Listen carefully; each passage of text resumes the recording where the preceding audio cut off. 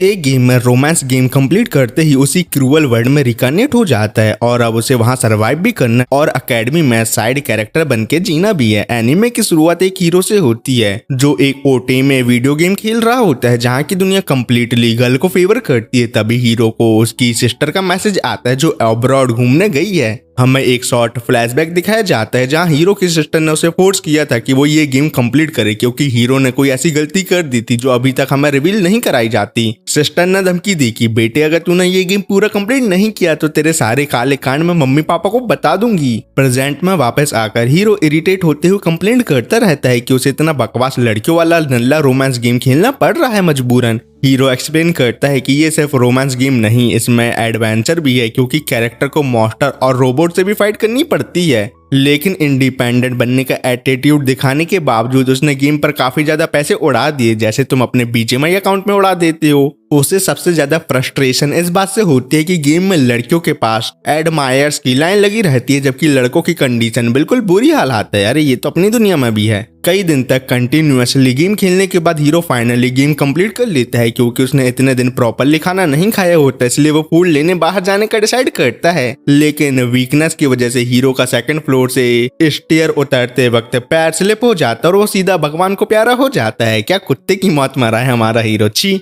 अगली बार जब हीरो की आंख खुलती है तब वो एक कम्प्लीटली अलग दुनिया में होता है जहां उसका नाम लियोन है। उसे ये सीनरी बहुत फैमिलियर लगती है। तब उसे रियलाइज होता है ये दुनिया बिल्कुल उसी वीडियो गेम जैसी है जिसे वो मरने के पहले खेल रहा था। वो शौक में सोचता है क्या मैं इतनी नल्ली मौत मर गया हूँ, वो भी डाटा ट्रांसफर किए बिना। तभी गेम की दुनिया के उसके पेरेंट्स उसके पास आते हैं और उसे डांटते हैं क्योंकि उन्हें एक नोबल फैमिली के घर जाना होता है। कुछ देर बाद वो लोग एक नोबल वुमेन सोला से मिलते हैं। सोला उन्हें याद दिलाते हैं कि बार्ट फोर्ड सरनेम उन्हें सिर्फ उसकी वजह से मिला है और वो वार्निंग देती है कि लियोन को प्रॉपरली एजुकेट किया जाना चाहिए। नल्ला कहीं का हट इधर से। कुछ टाइम बाद लियोन का बड़ा भाई निक उससे कहता है कि अगर वो लोग पढ़ाई नहीं करेंगे तो एकेडमी में एंट्री नहीं मिलेगी। निक कैजुअली बोलता है अगर लियोन को बीस्ट गर्ल या एल्फ गर्ल्स पसंद होती हैं तो एडमिशन इजीली मिल जाता है क्योंकि इस दुनिया में वुमेन ही एक्चुअल रूलर हैं। ये सुनते ही लियोन को एकदम से सब कुछ याद आ जाता है कि ये वही ओटेमे गेम की दुनिया है जिसे वो मरने के पहले खेल रहा था। जब वो अपनी बुक पर सेम एम्बलम देखता है जो गेम में था तब उसका डाउट कंप्लीटली कंफर्म हो जाता है। वो समझ जाता है कि उसका रिकार्नेशन उसी गेम के अंदर हुआ है और ये बात उसे बिल्कुल भी पसंद नहीं आती। 10 साल बाद लियोन एक्सप्लेन करता है कि बार्ट फोर्ड फैमिली गेम में कभी इंपॉर्टेंट नहीं थी, मतलब वो लोग बेसिकली साइड कैरेक्टर थे। क्योंकि उसने गेम कंप्लीट किया है उसने एक नोटबुक में गेम की सारी इंपॉर्टेंट इंफॉर्मेशन लिख रखी थी ताकि वो इस दुनिया में इजीली सरवाइव कर सके आसानी से। वो पीसफुली फार्मिंग का काम भी एंजॉय कर रहा होता है। लेकिन एक दिन उसकी लाइफ उलट जाती है जब सोला उसे बताती है कि तुम्हारी अरेंज मैरिज फिक्स हो चुकी है। लियोन तुरंत मना कर देता है क्योंकि जिस नोबल लड़की से उसकी शादी होने वाली थी वो ऑलरेडी 7 बार शादी कर चुकी थी और उसके सभी पति मारे गए थे और लियोन को वो फिजिकली भी अट्रैक्टिव नहीं लगती, मतलब वो बहुत ज्यादा भद्दी और मोटी थी जैसे उसने ही अपने 7 पति को कच्चा खा लिया हो। शादी से बचने के लिए लियोन एकेडमी में पढ़ने की बात करता है लेकिन सोला सीधा बोलती है कि एकेडमी बहुत एक्सपेंसिव है। उसके फादर भी मानते हैं कि इतने रिसोर्स कलेक्ट करना आसान नहीं होगा कि उसे एकेडमी में भेजने के पैसे कलेक्ट हो सके। बेचारे नल्ले गरीब हैं और कुछ नहीं। फिर सोला लियोन को इंसल्ट करते हुए कहती है कि उसे थैंकफुल होना चाहिए क्योंकि कोई और उससे शादी करना भी नहीं चाहता क्योंकि तू नल्ला नकारा है, हट इधर से।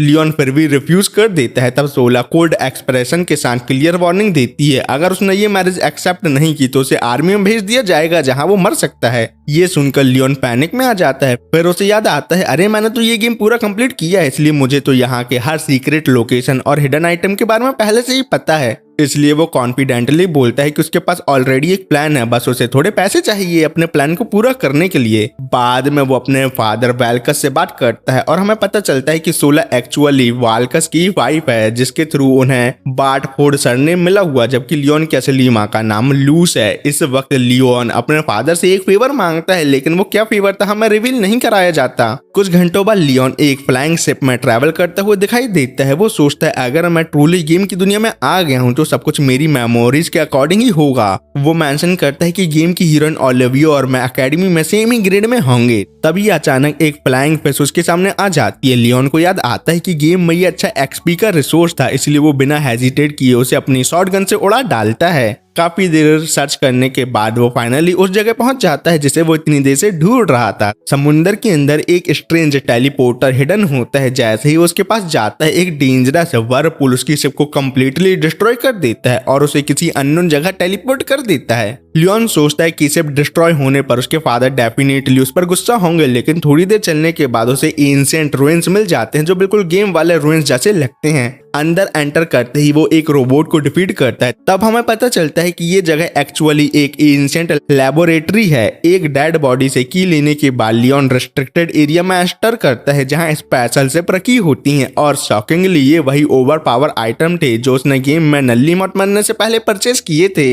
लेकिन जैसे ही वो एक शिप के अंदर एंटर करता है, एक गार्डियन रोबोट उस पर अटैक कर देता है, लेकिन लियोन की दिखाकर उसे हुतिया बनाने की कोशिश करता है। लेकिन रोबोट तुरंत समझ जाता है कि वो ओरिजिनल साइंटिस्ट नहीं है बल्कि उसका हुतिया बना रहा है। लियोन ग्रेनेड भी यूज करता है पर उसका भी कोई इफेक्ट नहीं होता रोबोट पर। फिर रोबोट अपने क्लॉ से लियोन को पकड़ता है और इंटरोगेशन स्टार्ट करता है। रोबोट रियलाइज करता है कि अब दुनिया उसके क्रिएशन एरा से कम्प्लीटली अलग हो चुकी है। इसी वजह से वो डिक्लेयर करता है कि मैं रोबोट सभी न्यू ह्यूमन को एलिमिनेट करूंगा और शुरुआत होगी नल्ले लियोन से।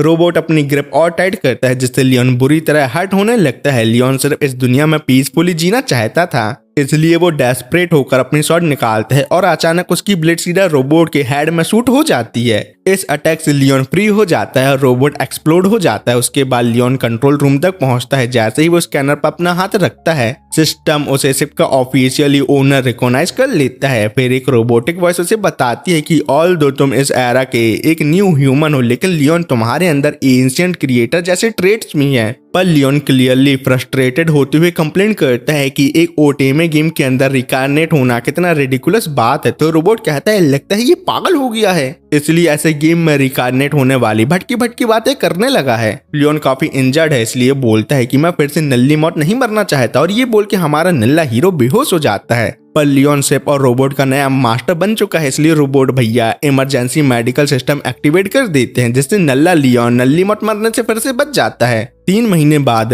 सोला लियोन के पेरेंट्स से बात करते हुए कहती है कि लियोन बहुत टाइम से गायब है और शायद अरेंज मैरिज बर्बाद करके मर चुका है। लेकिन तभी बाहर एक शिप की आवाज आती है। जब सब बाहर जाते हैं तो देखते हैं कि लियोन एक मैसिव गोल्ड के साथ वापस लौटा है। ये देखकर सोला का गुस्सा और बढ़ जाता है क्योंकि वो लियोन को कम्प्लीटली यूजलेस और नल्ला समझती थी। सोला को इतना हैरान परेशान देख के लियोन अंदर ही अंदर स्माइल करता है और डिसाइड करता है कि मैं कभी भी किसी अनवांटेड मैरिज में नहीं फंसूंगा। फिर वो प्राउडली अनाउंस करता है कि मैंने जो ट्रेजर कलेक्ट किए हैं उसकी वजह से अब अकेडमी में एनरोलमेंट कर सकता हूँ। अब गेम के सारे मेन कैरेक्टर अकेडमी में मौजूद हैं और लियोन को लगता है कि एक साइड कैरेक्टर होते हुए उसकी लाइफ अब बिल्कुल पीसफुल रहने वाली है क्योंकि वो गेम के हीरो हीरोइन से दूरी बना के रखेगा जैसे साहिबा कुल्लू से दूर रहती है। कुछ दिनों बाद लियोन अपने नए एआई असिस्टेंट लक्सियोन के साथ प्लांट को पानी देते हुए दिखाई देता है। लक्सियोन वही रोबोट है जिसे लियोन ने शिप का मास्टर बनने से पहले ब्लास्ट करके मारा था। लियोन बताता है कि घर लौटते वक्त मुझे एक आइलैंड मिला और हाँ मैं ऑफिशियली उसका ओनर बन चुका हूँ अब।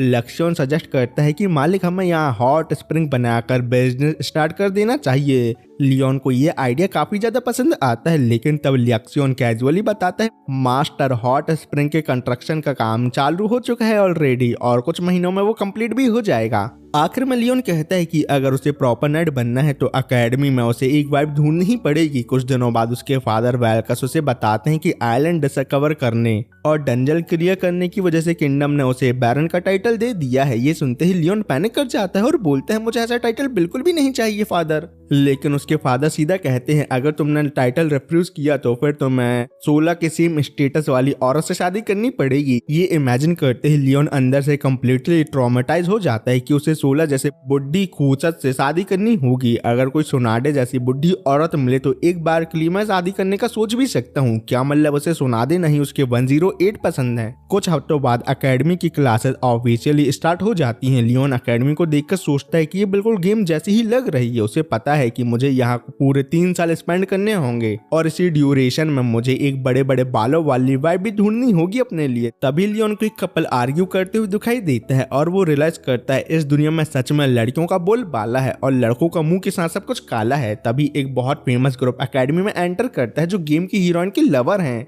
और उनके बीच ब्लू हेयर लड़का जूलियस भी होता है, पर 10 साल बाद भी लियोन उसे बिल्कुल भी पसंद नहीं कर पाता। थोड़ी देर बाद एक इम्पोर्टेंट ड्यूक की डॉटर एंजेलिका भी वहां अराइव करती है। लियोन उन दोनों को पर्सनली पसंद नहीं करता, लेकिन वो डिसाइड करता है कि मुझे किसी भी तरह अटेंशन अट्रैक्ट नहीं करना, इसलिए मेरा यहाँ चुप रहना ही बेहतर है मेरे लिए। कई घंटों तक सेरेमनी चलने के बाद लियोन बोर होते हुए बाहर आता है और सोचता है कि फॉर्मल इवेंट हर दुनिया में इक्वली बोरिंग होते हैं, चाहे वो गेम की दुनिया हो या रियल लाइफ। लेकिन तभी उसे शौक लगता है जब वो सुनता है कि मारिया नाम की एक लड़की ने जूलियस को थप्पड़ मार दिया। लियोन को तुरंत याद आता है कि गेम में इस मूवमेंट पर मारिया नहीं बल्कि कोई और हीरोइन ने खींच के जूलियस को लाफा मारा था। तब लियोन को पहली बार लगता है इस दुनिया में इवेंट ओरिजिनल गेम के अलग डायरेक्शन में जा रहे हैं, पता नहीं क्यों। कुछ घंटों बाद लियोन घर लौटता है, जहां लक्स लियोन उसे बताता है कि वो सिटी की इन्वेस्टिगेशन कर रहा था, क्योंकि लियोन ने उसे इस दुनिया के मैजिक सिस्टम रिसर्च करने को कहा था। लेकिन लियोन अभी एक नए मिशन पर फोकस कर रहा होता है, जो है एक टी पार्टी होस्ट करना। वो डैनियल और रेमंड के साथ मिलकर डिस्कस करता है कि किस तरह एक परफेक्ट टी पार्टी ऑर्गेनाइज की जाए ताकि कुछ गर्ल्स को इम्प्रेस किया जा सके। तभी उन्हें पता चलता है कि जूलियस बहुत सारे लड़कियों के साथ एकेडमी में घूम रहा है। इसी वक्त रिवील होता है कि जूलियस एक्चुअली हॉलफोर्ड किंगडम का प्रिंस है। साथ ही हमें ये भी पता चलता है कि एंजेलिका उसकी फियांसे है, लेकिन जूलियस मारिया को टी पार्टी में इन्वाइट करना चाहता है, एंजेलिका को नहीं। कैसा पगला है। पर लियोन ये देखकर कंफ्यूज हो जाता है, क्योंकि गेम के अकॉर्डिंग इस पोजीशन पर मारिया नहीं बल्कि कोई और हीरोइन होनी चाहिए थी। अब उसे पक्का लगने लगता है कि इस पैरेलल वर्ल्ड में कुछ बहुत अजीब चल रहा है। बाद में क्लास के दौरान पूरा क्लासरूम लड़कों से भरा होता है, जहां उन्हें एटिक्वेट सिखाए जा रहे होते हैं ताकि वो प्रॉपर टी पार्टी होस्ट कर सकें। क्योंकि लियोन भैया ध्यान नहीं दे रहे होते, तब उसके टीचर उसे आगे बुला लेते हैं और प्रॉपर मैनर डेमोस्ट्रेट करने को बोलता है। एंड में लियोन सरप्राइजिंगली काफी एक्साइटेड हो जाता है, क्योंकि उसे रियलाइज होता है कि गर्ल्स को इम्प्रेस करने के लिए फर्स्ट इंप्रेशन कितना इंपॉर्टेंट होता है, जो बात उसके टीचर ने आखिरकार उसे अच्छे से समझा ही दी। कुछ देर बाद वो स्नैक और टी प्रिपेयर करके प्रैक्टिस करता है। वो कुछ फीमेल क्लासमेट को इनवाइट भी करता है, लेकिन उनमें से सिर्फ एक लड़की ब्यूटीफुल होती है, बाकी सब नकली नकारी। पर वो सबसे टाइम पास करने आई थी जब तक उन्हें लियोन से बेटर टी पार्टी नहीं मिल जाती। टी पार्टी खत्म होने के बाद सब गर्ल्स वहां से चली जाती हैं। तभी लियोन बाहर कुछ नॉइज सुनता है और देखता है कि कुछ स्टूडेंट एक लड़की को बुली कर रहे हैं। जब वो ध्यान से देखता है तो शॉक हो जाता है, क्योंकि वो लड़की ओलिविया होती है, जो गेम की एक्चुअल हीरोइन है। लियोन सोचता है कि मुझे मेन स्टोरी लाइन में इंटरफेयर नहीं करना चाहिए, लेकिन फिर भी वो ओलिविया की हेल्प करता है और उसे टी ऑफर करता है। ओलिविया हैप्पीली उसके साथ बैठ जाती है और स्नैक टेस्ट करती है। यहाँ हमें पता चलता है कि ओलिविया एक कॉमनर है जो स्कॉलरशिप की वजह से एकेडमी में एंटर हुई है। इसी रीजन की वजह से बाकी सभी स्टूडेंट उसे बुली करते हैं कि तुम बहुत गरीब हो, नल्ली, भगो उधर से। थोड़ी सैड होकर ओलिविया कहती है, मैं मैजिक के बारे में और सीखना चाहती हूँ। लियोन तुरंत बोलता है कि वो किसी ऐसे इंसान को जानता है जो उन दोनों की हेल्प कर सकता है इस मामले में। फिर दोनों सीधा लियोन की बड़ी बहन से मिलने जाते हैं। वो एडवाइस देती है कि अगर ओलिविया तुम्हें एकेडमी में सरवाइव करना है तो तुम्हें अपनी क्लास की पॉपुलर गर्ल के साथ कनेक्शन बनाना होगा। ऐसा तुम शायद एक्सपेंसिव स्नैक गिफ्ट करके उनका फेवर जीत सकती हो। ओलिविया ये सुनकर नर्वस हो जाती है, क्योंकि स्नैक बहुत ही ज्यादा कॉस्टली होते हैं और वो तो नल्ली नकारी और गरीब है। इसलिए जेंटलमैन बनते हुए लियोन बोलता है कि पेमेंट वो करेगा, पर साफ दिख रहा होता है कि ऐसा करने में उसकी फटके चार हो रही है। बाद में ओलिविया की प्राइवेट मीटिंग एंजेलिका के साथ होती है। एंजेलिका अपने कंपेनियन को बाहर भेज देती है ताकि वो ओलिविया से अकेले बात कर सके। एंजेलिका कामली कहती है कि उसे ओलिविया के एकेडमी में होने से कोई प्रॉब्लम नहीं है, क्योंकि ये डिसाइड करना मेरा काम नहीं है कि कौन यहाँ रहेगा और कौन नहीं। वो ये भी बोल देती है कि मुझे मारिया से ज्यादा तुम पसंद हो ओलिविया। लेकिन एंजेलिका तब सरप्राइज हो जाती है जब उसे पता चलता है कि टी और स्नैक मीटिंग का आइडिया लियोन का था। तब वो पहली बार लियोन को इंटरेस्टिंग समझने लगती है। कुछ घंटों बाद स्टूडेंट एक्सप्लोरेशन क्लास अटेंड करते हैं, जहाँ उन्हें डंजन के 3rd लेवल तक जाकर क्रिस्टल कलेक्ट करने होते हैं। इसी वक्त लियोन रियलाइज करता है कि कंट्री साइड बैकग्राउंड कैरेक्टर होने की वजह से उसे और ओलिविया को बेसिकली बेट की तरह यूज किया जा रहा है। दूसरी साइड ड्रामा और बढ़ जाता है, क्योंकि मारिया जूलियस का साइड छोड़ने से मना कर देती है। एंजेलिका अपने फियांसे जूलियस को कन्फ्रंट करती है कि तुम्हें मुझे अपने साथ ले जाना चाहिए, ना कि इस नल्ली नकारी मारिया को। लेकिन जूलियस सिर्फ मारिया को डिफेंड करता है। सिचुएशन और खराब तब हो जाती है जब जूलियस के ग्रुप के मेंबर भी उसका सपोर्ट करते हुए एंजेलिका को वहीं छोड़कर चले जाते हैं बेचारे। लियोन सोचता है कि ऑल दो इस दुनिया में वुमेन रूल करती हैं, लेकिन जूलियस और उसका ग्रुप एक्सेप्शन है, क्योंकि उनके पास एक्सट्रीमली हाई सोशल स्टेटस और पावर है। थोड़ी देर बाद लियोन और ओलिविये डंजन के थर्ड लेवल तक पहुंच जाते हैं। ओलिविये एक क्रिस्टल कलेक्ट करके बहुत ही ज्यादा एक्साइटेड हो जाती है और कहती है, लियोन मैं मैजिक क्रिस्टल कलेक्ट कर करके तुम्हारे पूरे पैसे दे दूंगी जो तुमने एक्सपेंसिव कुकीज खरीद के मुझे एंजेलिका के साथ डेट पे भेजा था। लियोन मीनवाइल सोचता है कि उसे ओलिविये से डिस्टेंस मेंटेन करना चाहिए क्योंकि फ्यूचर में वो प्रिंस और उसके ग्रुप के साथ रहने जो वाली है। लेकिन जैसे ही वो दोनों एक चैम्बर में एंटर करते हैं वहाँ बहुत सारे मॉन्स्टर उनका वेट कर रहे होते हैं। लियोन लक्ष्योन द्वारा बनाई गई स्वॉर्ड निकालता है और एक एक करके मॉन्स्टर को डिफीट करना शुरू कर देता है, लेकिन एक मॉन्स्टर उसके हाथ में काट लेता है। पर कुछ देर बाद जूलियस का ग्रुप भी वहां पहुंच जाता है और यूजुअल ड्रामेटिक स्टाइल में मॉन्स्टर से फाइट करने लगते हैं वो लोग। जूलियस सिर्फ मारिये से कुछ वर्ड बोलता है और ये देखकर एंजेलिका क्लियरली जेलस हो जाती है। फाइट के बाद जूलियस इंजर्ड हो जाता है और मारिये तुरंत हीलिंग मैजिक यूज करके उसे हील करती है। एंजेलिका वरीड होकर उसके पास आती है, लेकिन शॉकिंगली जूलियस अपने फियांसे को ही ऑलमोस्ट इग्नोर कर देता है जैसे वो उसके लिए कोई मायने ही ना रखती हो। फिर वो मारिये का हाथ पकड़ता है और उसके साथ वहां से चला जाता है। ये देखकर आसपास के सब लोग एंजेलिका के लिए सिंपैथी फील करते हैं क्योंकि फियांसे होने के बावजूद जूलियस इसके साथ बहुत ही ज्यादा बुरा बिहेव कर रहा है। ये तो वही बात हुई, शादी करनी थी गर्लफ्रेंड से लेकिन गलती से हो गई उसी की दुश्मन से। इसी बीच लियोन भी मॉन्स्टर बाइट की वजह से इंजर्ड हो चुका होता है तो ओलिविया अपने हीलिंग मैजिक यूज करके उसे ट्रीटमेंट देती है और सॉफ्टली कहती है, मैजिक ही एक चीज है जिसमें मैं ट्रूली अच्छी हूँ, बाकी सब चीजों में तो मैं नल्ली नाकारी हूँ बिल्कुल भी। लियोन इस सब से बहुत ज्यादा कंफ्यूज हो जाता है और उसे समझ नहीं आता है कि एक साइड कैरेक्टर होने के बावजूद ओलिविया उस पर इतना अटेंशन क्यों दे रही है। हमारे नल्ले हीरो ऐसा इसलिए है क्योंकि तूने ओलिविया की मदद करके उसे अपने प्यार में जो गिरा लिया है। और साथ ही लियोन को जूलियस का बिहेवियर भी ओरिजिनल गेम के बिल्कुल डिफरेंट लग रहा होता है। अब लियोन को स्ट्रांगली फील होने लगता है कि इस पैरेलल वर्ल्ड में कुछ बहुत स्ट्रेंज चल रहा है और इसी वक्त जूलियस के साथ जाती हुई मारिये पीछे मुड़कर लियोन और ओलिविया को देखकर एक डेंजरस स्माइल करती है। अगले दिन एकेडमी में कुछ गंदी लड़कियां बुक जलाते हुए दिखाई देती हैं। कुछ देर बाद जूलियस सबको बताता है कि जो सामान जलाया गया था वो एक्चुअली मारिये का था। वो सीधा एंजेलिका को कन्फर्ट करता है क्योंकि रूमर्स फैल चुके थे कि ये सब उसके ऑर्डर पर हुआ है क्योंकि प्रिंस एंजेलिका को नहीं बल्कि फ्लैट चेस्ट वाली मारिये को पसंद करते हैं। एंजेलिका क्लियरली डिनाई करती है और बोलती है कि मैंने ऐसा कोई ऑर्डर नहीं दिया,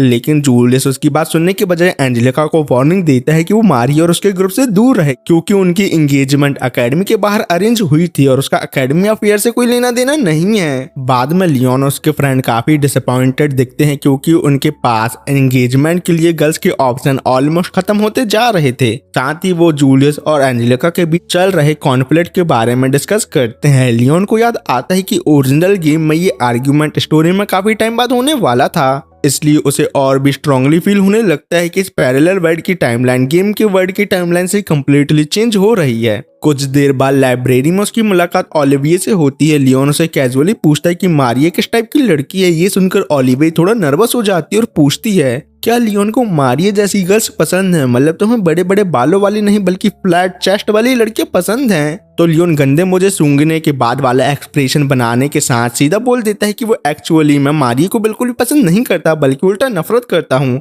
तब ओलिविया बताती है कि उसने सिर्फ एक बार मारिये से बात की थी जब उसने उसे अकेला देखा था और कंसर्न में पूछा था क्या वो ठीक है, लेकिन मारिये ने कोल्ड टोन में रिप्लाई दिया कि मुझे ओलिविया जैसे गर्ल से बिल्कुल सख्त नफरत, इसलिए मेरी नजर से दूर चली जाओ। ये सुनकर लियोन और कंफ्यूज हो जाता है कि मारिये इतना स्ट्रेंज बिहेव क्यों कर रही है। तभी दोनों कुछ लोगों की विस्परिंग सुनते हैं। लियोन तुरंत आवाज की तरफ जाता है और शॉक हो जाता है जब वो देखता है कि मारिये जूलियस के ग्रुप के एक मेंबर ब्राड को किस कर रही होती है। किस करने के बाद मारिये एकेडमी के हॉलवे में चलते हुए खुश होती है और सोचती है कि ये ओटोइमे गेम की दुनिया कितनी ज्यादा अमेजिंग है। तभी जूलियस और एक और लड़का जिल्क उसके पास आते हैं। जब उन्हें पता चलता है कि मारिये के पास कोई सर्वेंट नहीं है तो जिल्क ऑफर करता है कि वो उसके लिए सर्वेंट हायर कर देंगे। जब मारिये उनके साथ जाती है वो अंदर ही अंदर सोचती है कि अब वो इस ओटोइमे वर्ल्ड का पूरा एडवांटेज उठाएगी क्योंकि रियल वर्ल्ड में लोग उसे हमेशा नीचे दिखाते थे, लेकिन यहाँ सब लोग उसे पसंद करते हैं, खासकर लड़के, वो भी हैंडसम। उधर एंजेलिका के फ्रेंड उसे इन्फॉर्म करते हैं कि मारिये को अब पर्सनल सर्वेंट भी मिल गया है। ये सुनकर एंजेलिका उन्हें रूम से बाहर भेज देती है और अकेली बैठकर अपसेट फील करने लगती है बेचारी।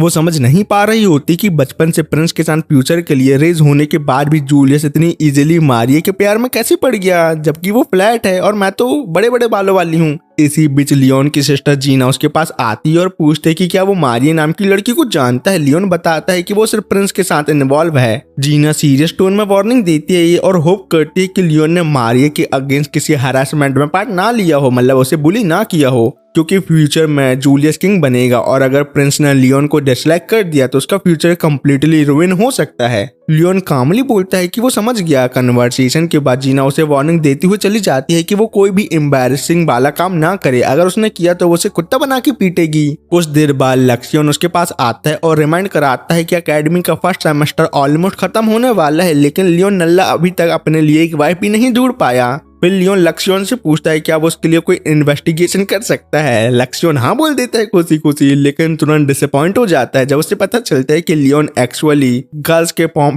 का साइज पता करवाना चाहता था। इसलिए लक्ष्यन सीधा मना कर देता और कहता है मालिक मैं तो ठरकी नहीं हूँ और ना ही आपको ये ठरकी वाला काम करूंगा। कुछ हफ्ते बाद एकेडमी में एक ग्रैंड पार्टी होती है। लियोन और उसके फ्रेंड अलग अलग गर्ल्स को इम्प्रेस करने की कोशिश करते हैं, लेकिन एक्सपेक्टेडली सब उन्हें रिजेक्ट कर देती हैं, जैसे तुम्हारी क्रश ने तुम्हें किया था। लेकिन सिचुएशन तब और भी ज्यादा एम्बैरेसिंग हो जाती है जब एक बीस्ट में लियोन और उसके दोस्त की पिटाई भी कर देता है। तभी ओलिविया वहां भागती हुए आती है और बताती है कि एकेडमी में कुछ बहुत बड़ा ड्रामा हो गया है। जब वो वहां पहुंचते हैं तो देखते हैं कि एंजेलिका सभी के सामने जूलियस से आर्ग्यू कर रही होती है। ओलिविया एक्सप्लेन करती है कि प्रॉब्लम तब शुरू हुई जब एंजेलिका ने मारिया को किसी और लड़के का हाथ पकड़े देखा जो प्रिंस नहीं था। लेकिन जूलियस के फ्रेंड तुरंत मारिया को डिफाइन करने लगते हैं और बोलते हैं कि वो उसकी प्रोटेक्शन करेंगे। फिर सडनली जूलियस सबके सामने कन्फेस कर देता है कि वो मारिया से डीपली प्यार करने लगा है, ना कि एंजेलिका से। ये सुनकर एंजेलिका का गुस्सा फट पड़ता है, क्योंकि उसके लिए ये सिर्फ एकेडमी रोमांस नहीं था बल्कि उसकी पूरी फ्यूचर लाइफ का मैटर था। इसलिए गुस्से में एंजेलिका अपने ग्लव उतारकर मारिया की तरफ फेंक देती है और उसे बैटल के लिए ऑफिशियली चैलेंज करती है कि हम दोनों प्रिंस के लिए कम्पीट करेंगे, बताओ तुम रेडी हो। ये देखते ही लियोन को याद आता है कि गेम में एग्जैक्टली इसी पॉइंट पर डुअल इवेंट स्टार्ट हुआ था। जूलियस का ग्रुप तुरंत मारिया की तरफ से फाइट करने का ऑर्डर देता है। आसपास खड़े सब स्टूडेंट शॉक में विस्पर करने लगते हैं, क्योंकि किसी ने कभी इमेजिन नहीं किया था कि कोई प्रिंस को चैलेंज करेगा। लेकिन डुअल रूल्स के अकॉर्डिंग एंजेलिका को अपनी तरफ से फाइटर अरेंज करने होते हैं, पर उसके लिए कोई भी वॉलंटियर नहीं होता, क्योंकि कोई भी एंजेलिका की मदद करके प्रिंस के बैड साइड में नहीं आना चाहता। लियोन सोचता है कि अगर एंजेलिका डुअल हार गई तो उसकी सोशल लाइफ प्रैक्टिकली खत्म हो जाएगी। आंसुओं के साथ एंजेलिका बोलती है कि उसे फर्क नहीं पड़ता अगर उसे सबसे अकेले ही फाइट क्यों ना करना पड़े। ये देखकर लियोन के इमोशन अनएक्सपेक्टेडली स्ट्रॉन्ग हो जाते हैं। वो मेन स्टोरी लाइन में इंटरफेयर नहीं करना चाहता था, लेकिन फिर भी एंड में एंजेलिका की हेल्प करने का डिसाइड कर लेता है, पता नहीं क्यों। क्या मतलब एंजेलिका के बॉल इस ड्रेस में अच्छे लग रहे हैं, इसलिए लियोन उसकी मदद करने आगे आया है। एकेडमी के सब लोग ऑलरेडी जानते हैं कि लियोन वही एडवेंचर है जिसने डंजन क्लियर किया और हिडन आइलैंड भी डिस्कवर किया था। डुएल की कंडीशन सेट हो जाती है। अगर एंजेलिका की साइड जीत गई तो मारिया को प्रिंस से दूर रहना पड़ेगा, लेकिन मारिया भी एक कंडीशन रखती है। अगर उसकी साइड विनर बनती है तो एंजेलिका अपने फैमिली इन्फ्लुएंस का यूज करके प्रिंस से शादी करने में मदद नहीं लेगी। रिवॉर्ड डिसाइड होने के बाद लियोन फिर ओपनली प्रिंस और उसके कंपेनियन का मजाक उड़ाने लगता है, क्योंकि वो लोग एज्यूम कर रहे होते हैं कि लियोन कॉलोसियम में इजीली हार जाएगा। लियोन उन्हें बोलता है कि बकवास कम करे और एक्शन ज्यादा दिखाए। जब जेल के डिक्लेयर करता है कि वो लोग डुएल एक्सेप्ट करते हैं और लियोन अपनी साइड से 5 मेंबर चूज कर सकता है, लेकिन लियोन ओवर कॉन्फिडेंट स्टाइल में बोलते हैं मुझे किसी टीम की जरूरत नहीं है, क्योंकि मैं अकेले ही तुम 5 नल्लों को अकेले ही हैंडल कर लूंगा, बस फाइट 1-on-1 होनी चाहिए। आखिर में लियोन डायरेक्टली जूलियस को चैलेंज करता है और कहता है कि नल्ले प्रिंस तो मारिया को अपने आप से दूर जाता देखने के लिए रेडी हो जाओ। अब दूसरी तरफ मारिया अपसेट दिखती है, क्योंकि लियोन उसके प्लान रुइंस करने की कोशिश जो कर रहा होता है। तभी उसका सर्वेंट उसके रूम में खाना लेकर आता है। मारिया डिसगस्टेड एक्सप्रेशन के साथ सर्वेंट को देखते हुए सोचते है कि गेम का प्रोटैगनिस्ट उसके लिए किसी ओल्डर ब्रदर जैसा फील होता है। ये हिंट देता है कि शायद मारिया भी लियोन की तरह किसी और दुनिया से यहाँ आई है, हालांकि अभी हमें कुछ भी कंफर्म नहीं होता। उधर लियोन के रूम में लक्ष्यन रोबोट के रिकॉर्ड चेक करता है कि लियोन के रूम में कुछ लोगों ने अपनी ड्राइंग स्किल दिखाई है और इन लोगों में उसके दोस्त भी शामिल थे।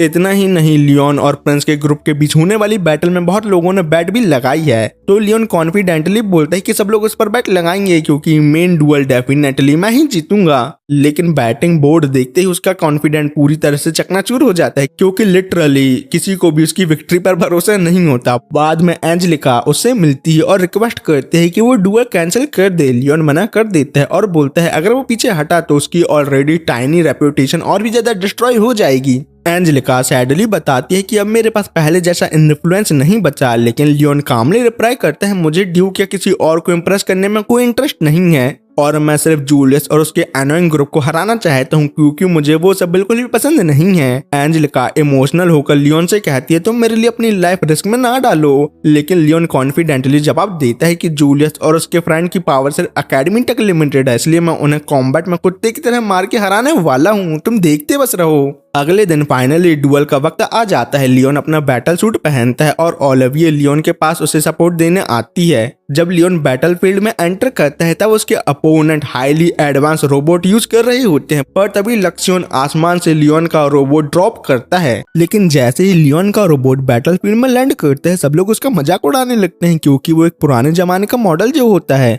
इसलिए सबको लगता है कि लियोन बस बैटल का ओपनिंग एक्ट बनने वाला है, मतलब हारने वाला है वो। लेकिन इतनी इंसल्ट के बावजूद लियोन का एक्सप्रेशन बिल्कुल कॉन्फिडेंट रहता है जैसे वो ही जीतेगा। एंजेलिका भी कंफ्यूज होकर पूछते है क्या तुम सीरियसली इस आउटडेटेड रोबोट के साथ उन सबसे फाइट करोगे, लेकिन लियोन कामली बोलता है तुम सब कुछ मुझ पर छोड़ दो। ओलिविया को समझ नहीं आता कि सब लोग हंस क्यों रहे हैं क्योंकि वो थोड़ी मासूम है ना। तब एंजेलिका एक्सप्लेन करते हैं कि लियोन का रोबोट लॉस्ट टेक्नोलॉजी पर बेस है, लेकिन इसका मतलब ये नहीं है कि वो पावरफुल भी हो। मॉडर्न रोबोट की कंपैरिजन में लियोन के रोबोट को प्रैक्टिकली नल्ला कचड़े से बना स्क्रैप मेटल का माना जाता है और कुछ नहीं। लॉन्ग डिस्कशन के बाद सब लोग अपने रोबोट में एंटर करते हैं। लियोन अपने रोबोट को एक्टिवेट करता है जिसका नाम होता है एरोगेंस। उसका पहला अपोनेंट ब्रैड होता है। ब्रैड कॉन्फिडेंट स्टाइल में लड़ाई स्टार्ट करता है, लेकिन जैसे ही लियोन अपना वेपन निकालता है सब शॉक हो जाते हैं क्योंकि वो सॉर्ड या स्पीयर नहीं बल्कि एक शॉवल निकालता है। एक्चुअली लियोन के पास प्रॉपर वेपन था, लेकिन उसने कुछ टाइम पहले मिट्टी खोदने के लिए टेम्पररी शवल यूज किया था। ये देखते ही पूरा क्राउड जोर जोर से हंसने लगता है। ब्रैड फ्यूरियस हो जाता है और गुस्से में कहता है लियोन तुम साफ साफ मेरा सभी के सामने मजाक उड़ा रहे हो। बैटल स्टार्ट होते ही ब्रैड फुल स्पीड में अटैक करता है। उसकी शॉट से मल्टीपल स्पेयर निकलते हैं और वो डायरेक्टली लियोन की तरफ चार्ज करता है, लेकिन लियोन कामली उसके सारे अटैक डॉज कर देता है और ये सब करने में लियोन के रोबोट को सिर्फ हल्का सा स्क्रैच लगता है, लेकिन काउंटर अटैक में लियोन सिर्फ एक ही स्ट्राइक में ब्रैड को जमीन चटा देता है, मतलब हरा देता है। फिर हमें लक्ष्योन एक्सप्लेन करता है कि लियोन ने बस लाइटली हिट किया था और इतना ही ब्रैड को नॉकआउट करने के लिए इनफ था। अगर वो फुल पावर यूज कर तो ब्रैड भगवान को प्यारा हो जाता। ये देखकर सब लोग कंप्लीटली शॉक हो जाते हैं और एंटायर ऑडियंस साइलेंस में चली जाती है एक्सेप्ट लियोन का टीचर जो प्राउडली उसके लिए क्लैप कर रहे होते हैं। अपने टीचर को अपने लिए चेयर करता देख लियोन की आंखों में आंसू आ जाते हैं। एंजेलिका ये सब देखकर हंसी को रोक नहीं पाती और बोलती है कि लियोन सच में बहुत ही ज्यादा डेंजरस ट्रिकस्टर है। दूसरी तरफ मारिये का एक्सप्रेशन और भी ज्यादा इरिटेटेड हो जाता है क्योंकि बैटल उसके प्लान के अकॉर्डिंग नहीं जा रही थी। एंजेलिका फिर कंफ्यूज हो जाती है। अगर लियोन इतना स्ट्रांग था तो उसने इतना रिस्की चैलेंज एक्सेप्ट ही क्यों किया, क्योंकि अगर वो हार जाता तो उसकी पूरी लाइफ रुइन हो सकती थी और अगर वो जीत भी जाता तो जूलियस के ग्रुप को हरा के वो उन्हें अपना एनिमी बना सकता था। तो ऐसी बात थी, एक तरफ था कुआं तो दूसरी तरफ थी खाई। उधर जूलियस और उसका ग्रुप सीरियस एक्सप्रेशन के साथ समझने की कोशिश करते हैं कि अब ये एग्जैक्टली हुआ तो हुआ क्या। अब सेकंड फाइट के लिए जूलियस का फ्रेंड ग्रेग एरिना में आता है। लक्ष्योन इमीडिएटली नोटिस करता है कि ग्रेग का आर्मर कई बार रिपेयर हो चुका है, मतलब वो एक्सपीरियंस फाइटर है काफी, इसलिए वो अपने मास्टर लियोन से कहता है मालिक थोड़ा देख सुन के लड़ना। ओके। बैटल शुरू होते ही ग्रेग एग्रेसिवली लियोन पर अटैक करता है, लेकिन लियोन उसका हर सिंगल अटैक इजीली ब्लॉक कर देता है। फिर वो कैजुअली ग्रेग को बोलता है कि तुमने अपने लिए मुझसे फाइट करने के लिए वर्स्ट पॉसिबल वेपन चूज किया है। इतना बोल के लियोन ग्रेग का स्पीयर छीन लेता है और फिर अपने शवल से उसकी पिटाई स्टार्ट कर देता है। धीरे धीरे वो ग्रेग के रोबोट के पार्ट तोड़ देता है और फाइनली कॉकपिट तक ब्रेक कर देता है। गुस्से में ग्रेग अपने रोबोट से बाहर निकलता है और मेटल पाइप पकड़कर डिक्लेयर करता है जब तक मेरी बॉडी मूव कर सकती है मैं फाइट करता रहूंगा। लेकिन लियोन कहता है कि मुझे वीक लोगों से फाइट करना पसंद नहीं है, पर मैं क्या कर सकता हूँ। जूलियस तुम्हारे ग्रुप में सब लोग बहुत ज्यादा नल्ले हैं जो सिर्फ बातों के शेर हैं और सिर्फ लड़कियों को सेट कर सकते हैं, उन्हें प्रोटेक्ट नहीं। हट साले भगो इधर से। ये सुनकर ग्रेग फ्यूरियस हो जाता है जब लियोन उसे मिजरेबल और यूजलेस बोलता है। लियोन ओपनली कहता है कि मुझे तुम्हारे जैसे डिस्कस्टिंग नोबल बिल्कुल भी पसंद नहीं है। ग्रेग पाइप लेकर अटैक करने की कोशिश करता है, लेकिन रोबोट जज ऑफिशियली लियोन को विनर डिक्लेयर कर देते हैं। पूरी ऑडियंस फिर से शॉक में चली जाती है क्योंकि लियोन ने सेकंड मैच भी इजीली जीत लिया जो होता है। मारिये का फ्रस्ट्रेशन अब और भी बढ़ने लगता है क्योंकि उसके सारे प्लान स्लोली फेल जो हो रहे थे। अब तीसरा फाइटर क्रिस होता है। वो कामली बोलता है मैं लियोन को अपने बाकी उन दोस्तों की तरह अंडर एस्टिमेट नहीं करूंगा जो हारे गए पहले। बल्कि मैं स्टार्टिंग से ही लियोन से सीरियस फाइट करूंगा। लियोन बोर्ड एक्सप्रेशन के साथ जवाब देता है कि मैं होप करता हूँ ये सच हो, क्योंकि अब मैं तुम नल्ले लोगों को एक तरफा कुत्ते की तरह हराते हुए बोर हो चुका हूँ। फिर बैटल स्टार्ट होते ही लियोन थोड़ा पीछे हो जाता है और अपने ड्रोन रिलीज करता है जो कंटिन्यूअसली फायरिंग स्टार्ट कर देते हैं। क्रिस लियोन को कावड़ बोलता है और प्रॉपर क्लोज कॉम्बैट में फाइट करने को कहता है। फिर क्रिस शॉट लेकर लियोन की तरफ जंप करता है, लेकिन लियोन उसके अटैक को रोक देता है और अपने बेयर हैंड से क्रिस की शॉट तुम्हारी बंदी ने जैसे तुम्हारा दिल तोड़ा था ना वैसे ही तोड़ देता है। ये देखकर क्रिस तुम्हारी तरह शॉक हो जाता है और घुटनों पर गिर जाता है, जैसे जब तुम अपनी बंदी से भीख मांग रहे थे। तुम्हारे सिवा मेरा कोई नहीं है, प्लीज मत जाओ मुझे छोड़कर। क्रिस एकेडमी के बेस्ट स्वॉर्डमैन में से एक माना जाता था, फिर भी वो नियोल से इतनी इजीली हार गया जिससे सब उसे नल्ला स्वॉर्डमैन समझने लगते हैं।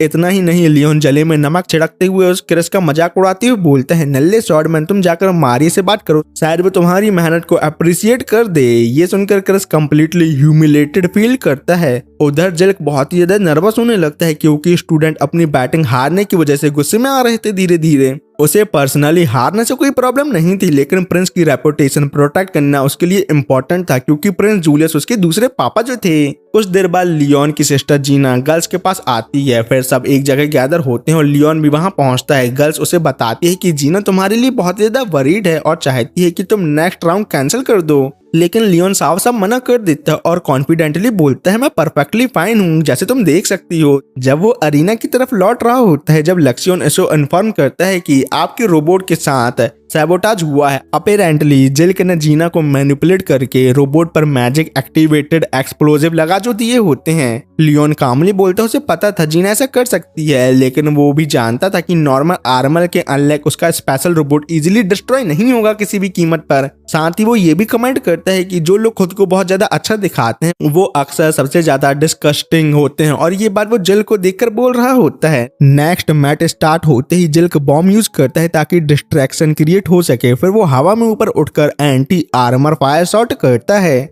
लेकिन अनएक्सपेक्टेडली उसके कोई भी अटैक का लियोन पर इफेक्ट नहीं होता। डेस्परेट होकर जिन फाइनली लियोन के रोबोट पर लगे एक्सप्लोजिव एक्टिवेट कर देता है। जीना नर्वस हो जाती है, लेकिन एक्सप्लोजन के तुरंत बाद लियोन अचानक हवा में जिल्क के बिल्कुल पास अपीयर होता है। जिल्क गुस्से में लियोन को थ्रेटन करता है कि मैं लियोन तुम्हारी फैमिली का फ्यूचर पूरी तरह से बर्बाद कर दूंगा क्योंकि तुम प्रिंस जूलियस को बेइज्जत करके हराने जो वाले हो, और मैं ऐसा होने नहीं दे सकता क्योंकि वो मेरे दूसरे पापा जो हैं। पर लक्ष्योन जो एडवांस रोबोट है, इसलिए उसने जिल्क की इस धमकी को रिकॉर्ड कर लिया था और उल्टा जिल्क को ही कहता है अपनी नोबल अथॉरिटी का गलत इस्तेमाल करने से नल्ले तुम्हारी ही नोबल रेपुटेशन कंप्लीटली डिस्ट्रॉय मैं कर सकता हूँ पापा के परे भगवे दर से। इतना ही नहीं, लियोन उसका मजाक उड़ाते हुए ये भी बोलता है कि हारते वक्त अपोनेंट को डराना सिर्फ कावर्ड और नामर्द लोग ही ऐसा करते हैं। फ्यूरियस होकर जिल्क अटैक करता है, लेकिन लियोन इरिटेट होकर उसे भी एक ही स्ट्राइक में फिनिश कर देता है। मारिये पैनिक करने लगती है, लेकिन जूलियस उसे काम रहने को बोलता है और कॉन्फिडेंटली कहता है कि मेरा रोबोट किंगडम की बेस्ट टेक्नोलॉजी से बना है, इसलिए मैं किसी भी कीमत में नहीं हारने वाला।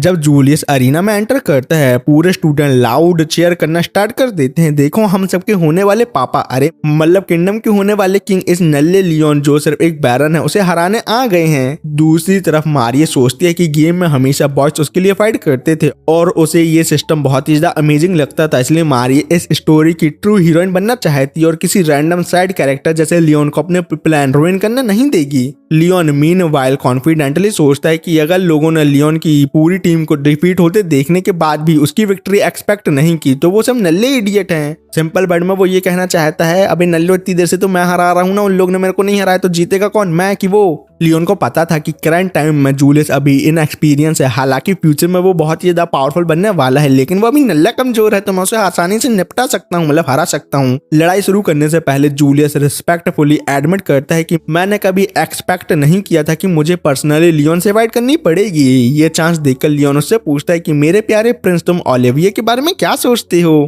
क्योंकि ओरिजिनल गेम की स्टोरी में दोनों इवेंचुअली कपल होने वाले थे, ना कि फ्लैट चेस्ट वाली मारिये। जूलियस कैजुअली जवाब देता है, मैं ओलिविये को प्रॉपर्ली अच्छे से नहीं जानता, बस मैंने सुना है कि ओलिविये हार्ड वर्किंग और बहुत ही ज्यादा इंटेलिजेंट गर्ल है। ये सुनकर लियोन रियलाइज करता है कि शायद जूलियस अभी भी ओलिविया को एक ऑर्डिनरी स्टूडेंट से ज्यादा कुछ नहीं समझता। लक्सियन कमेंट करता है कि बाकी सब आर्मर के कंपैरिजन में जूलियस का रोबोट अब तक का सबसे पावरफुल मॉडल है मालिक। ये समझते ही लियोन डिसाइड करता है कि डिफेंस से बेटर ऑफेंस होगा और वो सीधा प्रिंस की तरफ चार्ज कर देता है। दोनों के बीच काफी देर तक इंटेंस बैटल चलती है। कई अटैक एक्सचेंज करने के बाद लियोन एडमिट करता है कि जूलियस में उसके बाकी कंपेनियन से ज्यादा करेज है। ये सुनकर जूलियस थोड़ा इरिटेट हो जाता है और कहता है कि लियोन तुम्हें मेरे दोस्तों के बारे में ऐसी बातें नहीं करनी चाहिए क्योंकि तुम उन्हें अच्छे से नहीं जानते हो कि वो कितने ताकतवर हैं। अरे मेरे मालिक, अभी तो उसने हराया ना तो उसको पता नहीं चल गया वो कितने नल्ले और वीक हैं। लियोन टॉपिक चेंज करके पूछता है कि क्या जूलियस तुम सच में मारिये के प्यार में हो। जूलियस बिना हेजिटेट किए हाँ बोल देता और कहता है कि मैंने एंजेलिका को सिर्फ मारिये के प्यार के लिए छोड़ा था। लियोन तुरंत पॉइंट आउट करता है कि एंजेलिका तुमसे जेन्युइनली प्यार करती है। फिर भी जूलियस इंसिस्ट करता है कि मारिये ने मेरी आंखें खोल दी और मुझे दुनिया को एक कम्प्लीटली नए पर्सपेक्टिव से देखना सिखाया है। फिर लियोन जूलियस को याद दिलाता है कि अब तक तुम्हारे ग्रुप का कोई भी मेंबर मुझे हरा नहीं पाया क्योंकि वो सभी नल्ले और कमजोर हैं। इतना ही नहीं, लियोन मजाक उड़ाते हुए पूछता है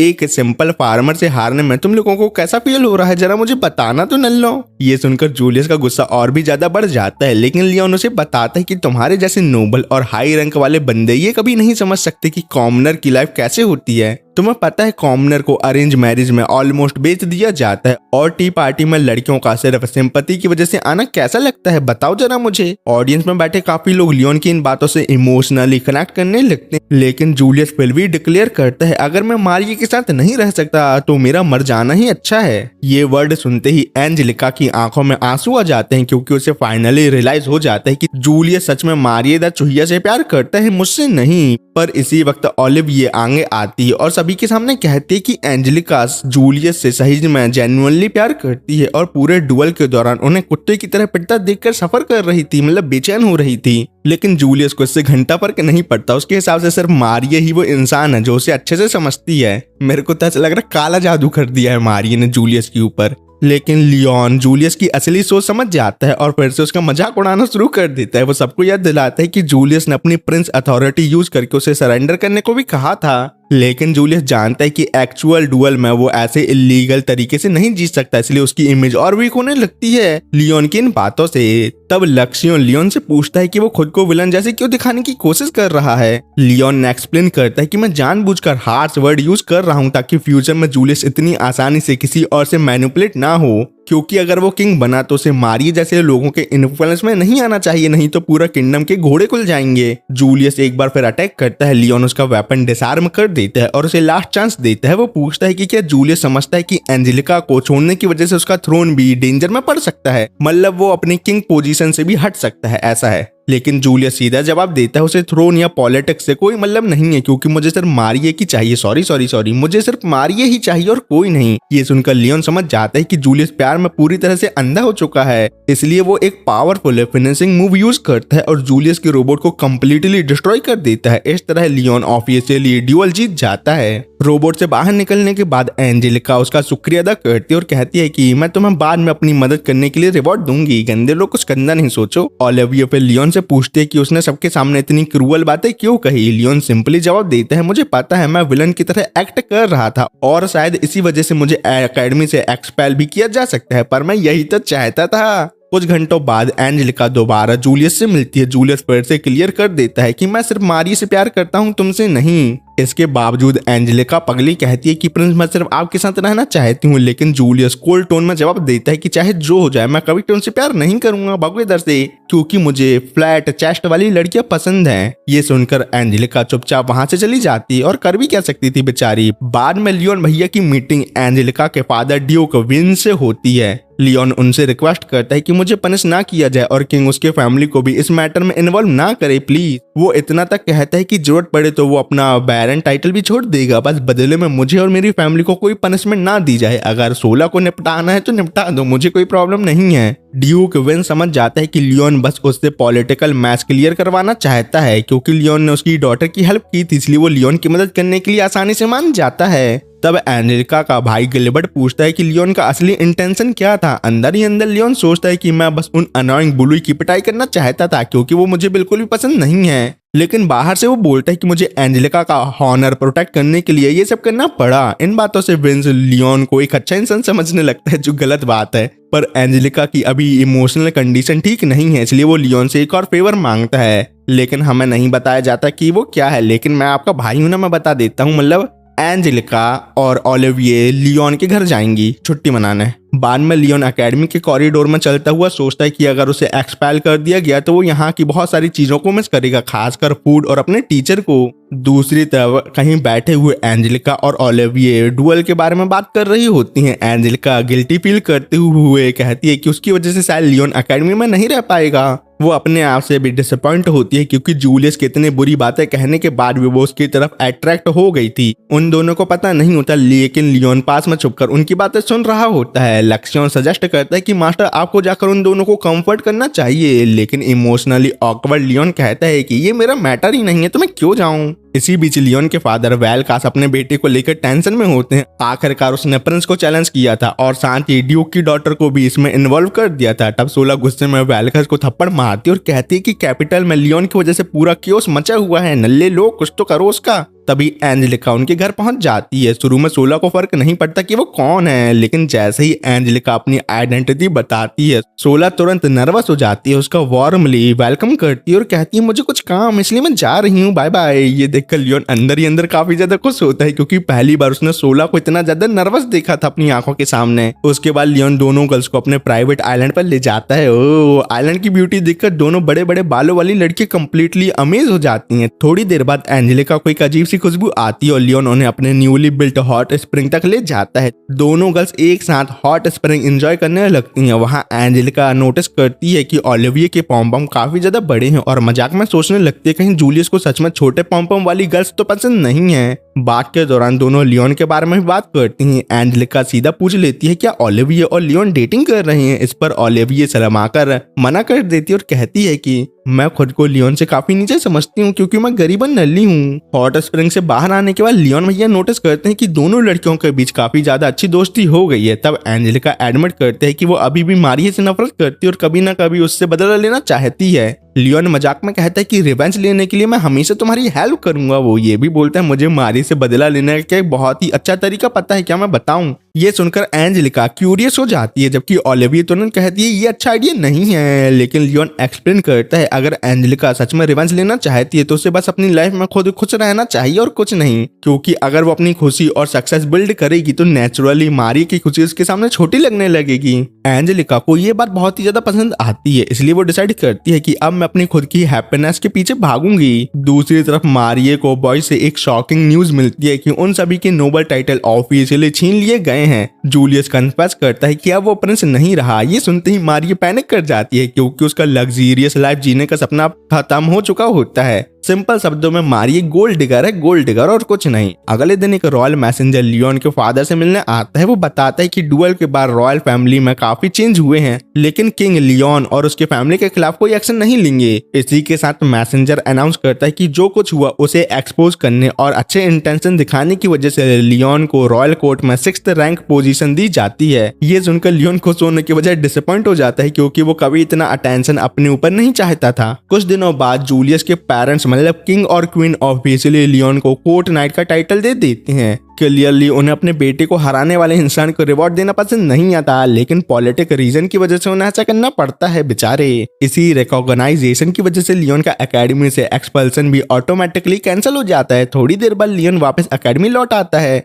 अब जब सभी स्टूडेंट उसे डिसलाइक करते हैं, लियोन सोचता है शायद मेरे लिए गर्लफ्रेंड ढूंढना और आसान हो जाएगा। ये वो मजाक कर रहा है। तब लक्ष्मण उसे बताता है कि जूलियस और मारिये ऑफिशियली डेटिंग नहीं कर रहे। हाँ, जूलियस और उसका पूरा ग्रुप अब नोबल टाइटल लूज करने के बाद एडवेंचर की तरह काम करके अपना जीवन यापन करने लगा है। पर इस समय मारिये के हालात बहुत ही ज्यादा गिरे कुचले हो चुके हैं, मतलब वो परेशान हो चुकी है एडवेंचर कर करके। इसी वक्त एंजेलिका और ओलिविये उसके पास आती है और उसे कैफे चलने का इनविटेशन देती है। लियोन इनविटेशन एक्सेप्ट कर लेता है और अंदर ही अंदर सोचता है कि मेरे दोनों तरफ दो ब्यूटीफुल गर्ल्स हैं। लेकिन फिर भी मैं इन दोनों के साथ कुछ भी रोमांटिक प्रोग्रेस नहीं कर सकता क्योंकि उसके दिल में अभी भी ये बिलीव है कि मैं इस दुनिया का साइड कैरेक्टर हूँ, मेन कैरेक्टर नहीं। कुछ दिनों बाद एकेडमी का स्कूल फेस्टिवल स्टार्ट हो जाता है। लियोन और उसके फ्रेंड अपने स्टॉल की तैयारी में बिजी होते हैं। तभी ओलिविये और एंजेलिका मेड आउटफिट पहनकर वहां आती है और उन्हें देखते ही सब लड़के बिल्कुल स्टन रह जाते हैं। लियोन भी उन दोनों को देखकर को सेकंड के लिए स्पीचलेस हो जाता है। अब दोनों गर्ल्स इतनी अच्छी फ्रेंड बन चुकी होती हैं कि उनकी बॉन्डिंग देखकर लियोन को ऑलमोस्ट रोना आ जाता है, लेकिन उसे पता होता है कि मैं इन दोनों के साथ ज्यादा इन्वॉल्व नहीं हो सकता। इसी बीच जीना वहां पहुंचती है और उसका मूड काफी खराब लग रहा होता है। लियोन उसे टी सर्व करता है। तब जीना एडमिट करते है कि उसका एक फ्रेंड के साथ झगड़ा हो गया है और रीजन एक लड़का था। पर मेन बात तो यह है कि जीना ने अपने फ्रेंड के होने वाले पति को अपनी खूबसूरती से अपना बना लिया होता है। इसी वजह से दोनों लड़कियों के बीच लड़ाई हो गई। ये जानकर लियोन उसकी मदद करने से सीधा मना कर देता है, तो गुस्से में जीना ओलिविये को सिर्फ एक स्कॉलरशिप स्टूडेंट कहकर इंसल्ट करने लगती है। ये सुनते ही लियोन बोल देता है कि अब तो मैं बिल्कुल भी मदद नहीं करने वाला तुम्हारी। साथ ही वार्निंग भी देता है कि एंजेलिका का पेशेंस खत्म होने से पहले वो वहां से चली जाए, नहीं तो उसको लेने के देने पड़ सकते हैं, क्योंकि ओलिविये एंजेलिका की बेस्ट फ्रेंड बन चुकी है ऑलमोस्ट। तो मजबूरन जीना बहन को वहां से जाना पड़ता है। ओलिविये उसका थैंक्स करती है और उस वक्त लियोन नोटिस करता है कि ओलिविये आज कितनी खूबसूरत लग रही है। ये देखकर वो खुद भी नर्वस हो जाता है, मतलब उसके प्यार में गिरने लगता है। थोड़ी देर बाद उसके फ्रेंड भागते हुए आते हैं और बताते हैं कि टी रूम के बिल्कुल पास कुछ अजीब हो रहा है। जब सब चेक करने जाते हैं तो पता चलता है कि जूलियस और उसके ग्रुप ने उनके कैफे के बिल्कुल पास अपना भी कैफे खोल दिया है और एग्रेसिवली उसकी प्रमोशन भी कर रहे हैं।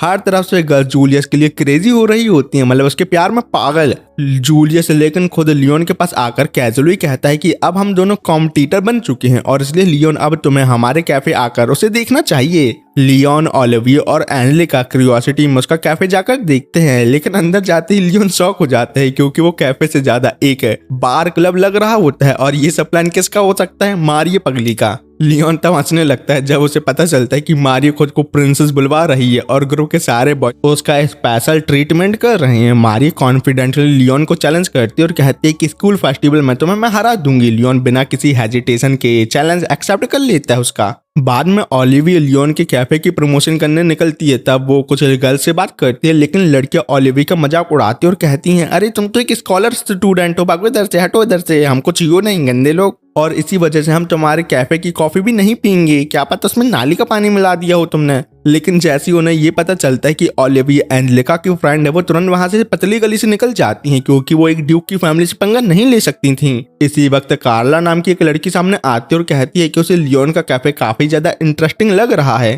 प्रेजेंट में वापस आकर सब लड़के डिसाइड करते हैं कि हमें फेस्टिवल के पहले दिन अपना 100% देना होगा। तभी कोई आकर एंजेलिका को बताता है कि कमेटी उसे किसी काम से बुला रही है। कुछ देर बाद एंजेलिका वापस आती है और उसके साथ एक एलिगेंट वुमन भी होती है जिसका नाम है मिलन। और सरप्राइज की बात ये होती है कि मिलन एक्चुअली हॉल्टफोर्ड किंगडम की क्वीन है और जूलियस की मदर भी होती है। वो यहाँ रिसेंट इवेंट के बाद अपना माइंड फ्रेश करने आई होती है। बहुत ही धांसू कैरेक्टर है ये, याद रखना। मिलन मजाक में एंजेलिका से पूछते हैं क्या उसे लियोन पसंद है। ये सुनकर एंजेलिका तुरंत थोड़ा नर्वस हो जाती है, अरे अरे ऐसा नहीं है, नहीं है। फिर एंजेलिका पूछते हैं क्या क्वीन आप लियोन से मिलना चाहती हो। मिलन हाँ बोलती है और एक्सप्लेन करते हैं कि जूलियस की मदर होने के नाते वो अपने बेटे की तरफ से लियोन को प्रॉपर एपोलॉजी देना चाहती है। एंजेलिका कहती है कि इसकी जरूरत नहीं है, लेकिन मिलन इंसिस्ट करती है और कहती है कि उसका बेटा आसानी से मैनिपुलेट हो गया था, इसलिए उसमें उसकी गलती है। उधर लियोन और उसके फ्रेंड जूलियस के कैफे की लंबी लाइन देखकर टेंशन में होते हैं, लेकिन तभी एक ग्रुप उनके कैफे में आकर सर्विस मांगता है जिससे उनका कॉन्फिडेंस थोड़ा वापस आ जाता है। कुछ देर बाद मिलन भी लियोन के कैफे में आती है और हल्का सा उसे टीज करने लगती है, लेकिन उनकी कन्वर्सेशन अचानक इंटरप्ट हो जाती है जब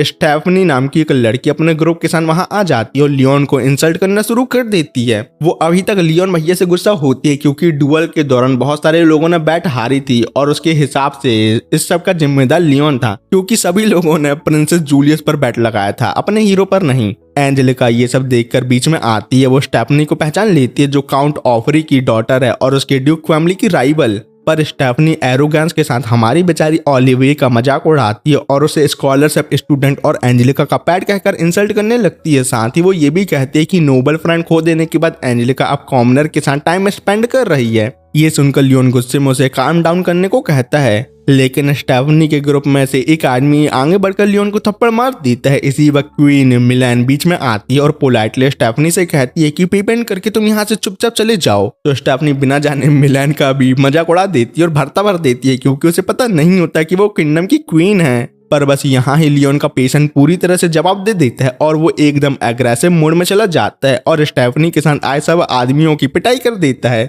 उसके फ्रेंड उसे रोकने की कोशिश करते हैं, लेकिन तब तक देर हो चुकी होती है, क्योंकि लियोन सबको इजीली हरा जो देता है। फिर वो सबके सामने मिलान की आइडेंटिटी रिवील करता है और अनाउंस करता है कि ये लड़की और कोई नहीं, हमारे हॉल्टफोर्ड किंगडम की क्वीन है। ये सुनते ही स्टेफनी शॉक में आ जाती है और उसकी फटके चार हो जाती है। लियोन अभी भी गुस्से में होता है और डिक्लेयर करता है जो भी क्वीन की इंसल्ट करेगा उसे मेरा क्रोध का सामना करना पड़ेगा।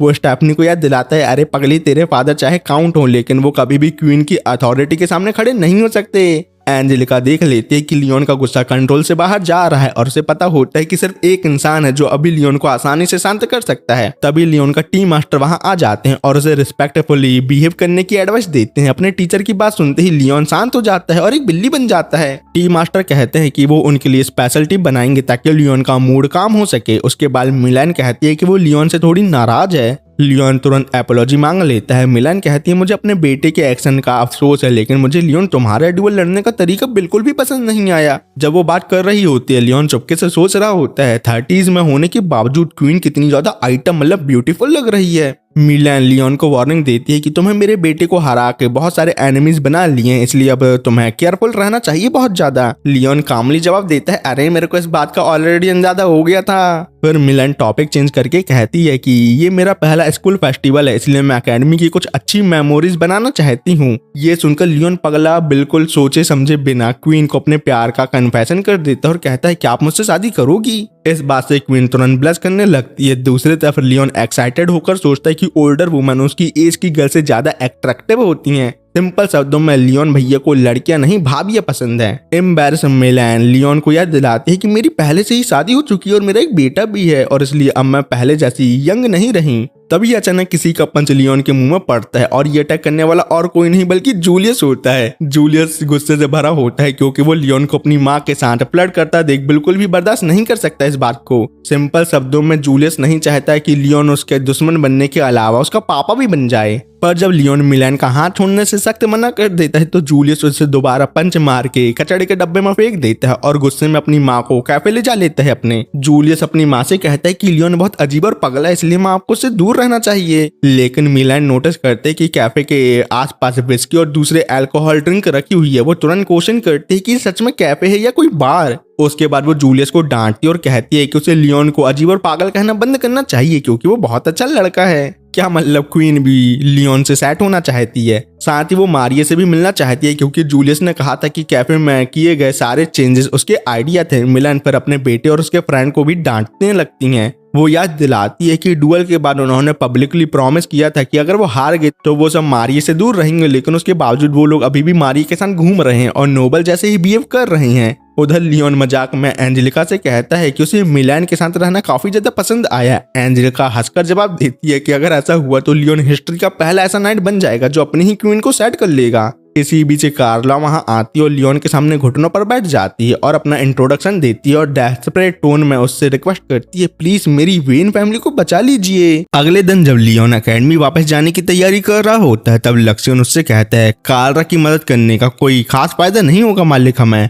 लेकिन लियोन जवाब देता है, फेस्टिवल के दौरान मैं उसकी मदद जरूर करूंगा क्योंकि ओलिविया ने मीडिएटर बनकर सबको संभाला था और ये जानने के बाद भी मैंने मदद नहीं की तो ओलिविया बेचारी की रेपुटेशन पर बहुत बुरा असर पड़ सकता है। कुछ देर बाद लड़के नोटिस करते हैं कि स्टेफनी के ओलिविया को पैट कहने के बाद ओलिविया और एंजेलिका के बीच में पहले जैसी क्लोजनेस नहीं रही। ये देखकर लियोन सबको एक दिन की छुट्टी दे देता है। जब एक लड़का कहता है कि कैफे काफी खाली लग रहा है तब लियोन बताता है कि फेस्टिवल के आखिरी दिन यहाँ जबरदस्त भीड़ होगी क्योंकि उसी दिन फ्लाइंग मोटरसाइकिल रेस होने वाली है। जो पोस्टर देखकर लड़कियां सोचने लगती हैं जिल्क पर बेड लगानी चाहिए या नहीं। दूसरी तरफ मारिया के दिमाग में पैसे कमाने का ख्याल आता है, तब उसका सर्वेंट उसे सीधा जिल्क पर बेड लगाने की सलाह देता है। लेकिन मारिया साफ साफ मना कर देती है और मनी मन कहती है अपनी पिछली जिंदगी में मेरा बॉयफ्रेंड बहुत गैम्बलिंग का बहुत बड़ा एडिक्ट था, इसलिए अब मैं अपनी न्यू लाइफ पर सट्टेबाजी से बहुत दूर रहना चाहती हूँ। लेकिन कुछ ही देर बाद एंजेलिका और ओलिविया हैरान रह जाती हैं ये देख कि लियोन एक प्रोफेशनल जुआरी की तरह फ्लाइंग मोटरसाइकिल कंपटीशन पर पैसे लगा रहा है। लियोन को सट्टेबाज बनता देख दोनों लड़कियों से समझाती है अगर लियोन तुम ऐसे ही गैम्बलिंग करते रहे तो सब कुछ हार बैठोगे, शायद हमें भी। इसी बीच रेस शुरू होती है और वहाँ कई राइडर बार बार जिल की मोटर बाइक को टक्कर मारने की कोशिश करते हैं जैसे उन्होंने उसकी बहन चिढ़ ली हो, लेकिन फिर भी जिल की रेस जीतता है। हालांकि रेस के बाद उसकी हालत काफी ज्यादा मरेली कुचली हो जाती है, मतलब वो थोड़ा इंजर्ड हो जाता है। कुछ घंटों बाद मारी को पता चलता है कि जिल की एक रिब टूट चुकी है, इसलिए अब फर्स्ट ईयर स्टूडेंट को कंपटीशन के लिए रिप्लेसमेंट की जरूरत थी। तभी क्लैरिस नाम की एक लड़की सामने आती है। जिल की तुरंत समझ जाता है मेरे ऊपर हमला करने के पीछे पक्का क्लैरिस ही होगी। क्लैरिस भी बिना झिझक मान लेती है कि हाँ मैंने ही तुम्हारे ऊपर अटैक कराया था क्योंकि मैं तुम्हें खत्म खल्लास करना चाहती हूँ। तब पता चलता है कि क्लैरिस जिल की एक्स फियांसे थी, पर जब बिना किसी ठोस रीजन के जिल ने उससे ब्रेकअप कर लिया तब से क्लैरिस जिल को तकलीफ पहुंचाना चाहती है क्योंकि उसने बिना बात उससे ब्रेकअप कर दिया और अच्छा रीजन भी नहीं दिया। ये सबसे जिल के गुस्से में थोड़ी कड़वी बातें बोल देता है, लेकिन ओलिविया उसे शांत करती है। मारिया भी क्लैरिस को समझाने की कोशिश करती है कि वो ऐसा ना करे, पर क्लैरिस साफ कह देती है मैं जिल से बदला लेकर ही रहूंगी और उसे जिंदा नहीं छोड़ूंगी। उसका स्वभाव देखकर लियोन को अपनी पिछली दुनिया की बहन की याद आ जाती है। क्लैरिस के जाने के बाद मारिया लियोन से कहती है कि अब तुम्हें जिल की जगह कंपटीशन में पार्टिसिपेट करना होगा।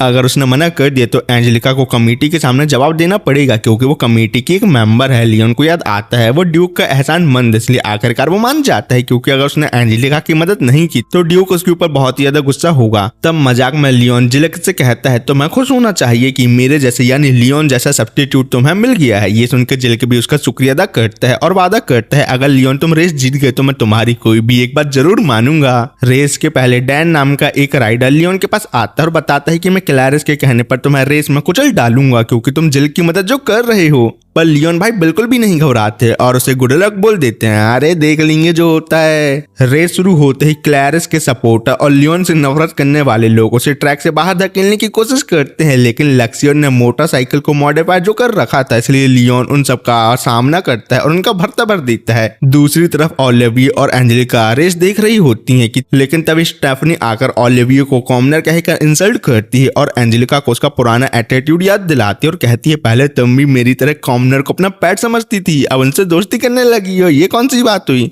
पर ये बातें ओलिविया को बहुत चुभ जाती हैं, इसलिए वो वहां से भाग जाती है, भगौड़ी कहीं की। इसका गुस्सा एंजेलिका स्टेफनी को थप्पड़ मार के निकालती है और इसी तरह उन दोनों की कुत्ते बिल्ली वाली फाइट स्टार्ट हो जाती है। लड़कियां और कर भी क्या सकती हैं। वापस रेस में लियोन लक्ष्यन को सिग्नल देता है और मोटरसाइकिल का टर्बो मोड एक्टिवेट कर देता है, जिससे बाइक की स्पीड अचानक बहुत ही तेज हो जाती है और वो एक एक करके सब कॉम्पिटिटर को पीछे छोड़ देता है। कई राइडर को टक्कर मारते हुए लियोन आखिरकार फर्स्ट पोजीशन पर चल रहे डैन तक पहुंच ही जाता है। तब डैन कहता है सबसे बेहतरीन राइडर ही जीतेगा, लेकिन लियोन उसे भी पीछे छोड़ देता है और बोलता है मैं ही तो बेहतरीन राइडर हूँ पगले। पर लियोन के जीतने पर क्राउड एक बार फिर से शौक हो जाती है, खासकर वो लोग जिन्होंने लियोन के खिलाफ बैटल लगाई थी। इस जीत के बाद लियोन की रेपुटेशन और भी ज्यादा नीचे गिर जाती है और लोग उससे और भी ज्यादा नफरत करने लगते हैं। लेकिन रेस खत्म होते ही लियोन की मोटरसाइकिल अपनी लिमिट तक पहुंच जाती है, इसलिए वो ब्लास्ट हो जाती है और जब वो नीचे गिरने वाला होता है डैन उसकी जान बचा लेता है। लियोन ने रेस में जाने से पहले अपने ऊपर ही बैट लगाई होती है, इसलिए वो जब जीत गया होता है तो वो जश्न मनाते हुए पागल गैम्बलर की तरह खुश नजर आता है कि अरे मैंने इतने सारे पैसे जीत लिए।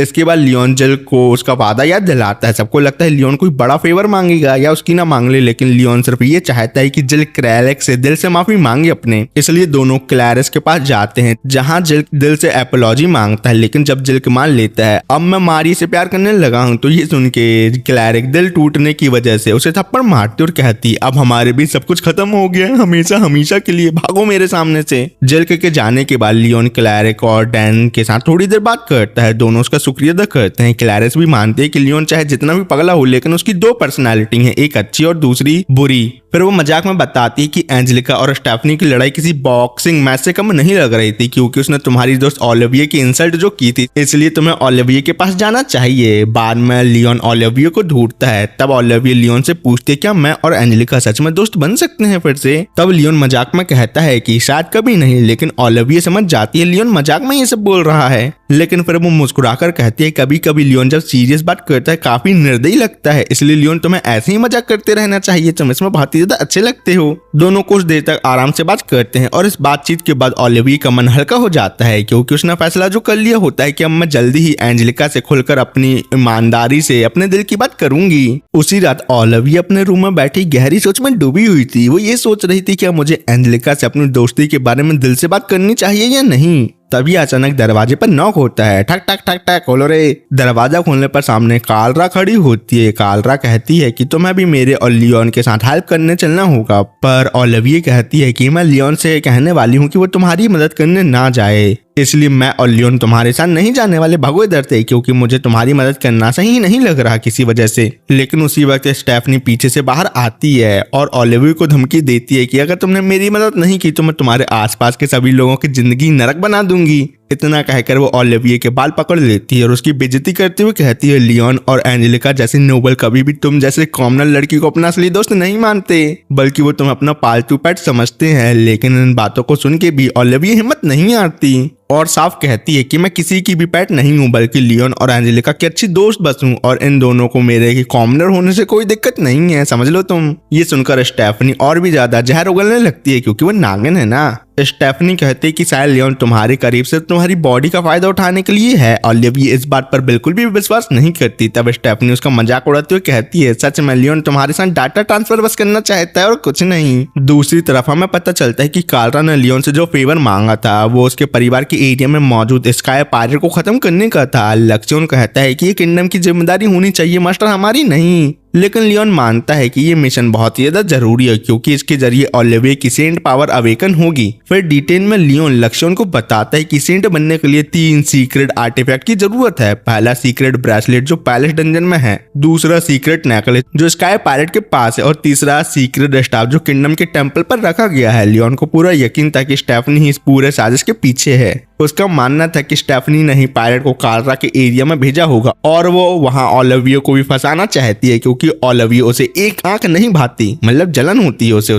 लियोन जानता है कि ओलिविया खतरे में है और इसलिए वो गेम की ओरिजिनल स्टोरी लाइन को रिपीट होने से रोकना चाहता है। तब लक्ष्मण मजाक में कहता है कि ओलिविया को इंट्रा प्रोटेक्ट करते करते लियोन खुद उसका मेन लव इंटरेस्ट बन रहा है। ये सुनकर लियोन तुरंत मना कर देता है और कहता है कि मैं इस दुनिया में सिर्फ एक साइड कैरेक्टर बस हूँ। कुछ समय बाद लियोन फ्लोटिंग पोर्ट पर पहुंचते हैं। वहां वो कालरा को भी चोरी छुपे को सामान हटाते हुए पकड़ लेता है। इसी मिशन पर ग्रेग और ब्रैड भी उसके साथ शामिल हो जाते हैं। शिप पर चढ़ने के बाद ग्रेग और ब्रैड पर से एक दूसरे से बात करने लगते हैं, जिसे देखकर लियोन काफी परेशान हो जाता है। अरे मेरे को फिर इन लोगों के साथ अपना दिमाग पचड़ा करना पड़ेगा। साथ ही वो नोटिस करता है कि आज ओलिविया बहुत ही ज्यादा चुप है। इसी बीच हमारी हॉट एंजेलिका ओलिविया के लिए गिफ्ट लेकर उसके डॉर्म रूम पर जाती है, लेकिन डॉर्म का रूम देखकर उसके होश उड़ जाते हैं क्योंकि पूरा कमरा टूट फूट जो गया होता है। तब स्टेफनी सामने आकर कहती है मैंने ओलिविया और लियोन को स्काई पायलट के हाथों मरवाने की साजिश रची है, इसलिए कुछ ही टाइम में वो दोनों ने पटने वाले हैं। ये सुनकर एंजेलिका गुस्से में उसका कॉलर पकड़ लेती है और धमकी देती है अगर ओलिविया को कुछ भी हुआ तो मैं तुम्हारी जिंदगी बर्बाद कर दूंगी। दूसरी तरफ जूलियस पगला क्वीन मिलन से सोल्जर मांगता है ताकि वो पायलट के खिलाफ जा सके क्योंकि किंगडम की आर्मी का काम ही किंगडम की प्रजा को हर मुसीबत से बचाने का होता है। क्वीन साफ साफ उसकी बात मानने से मना कर देती है।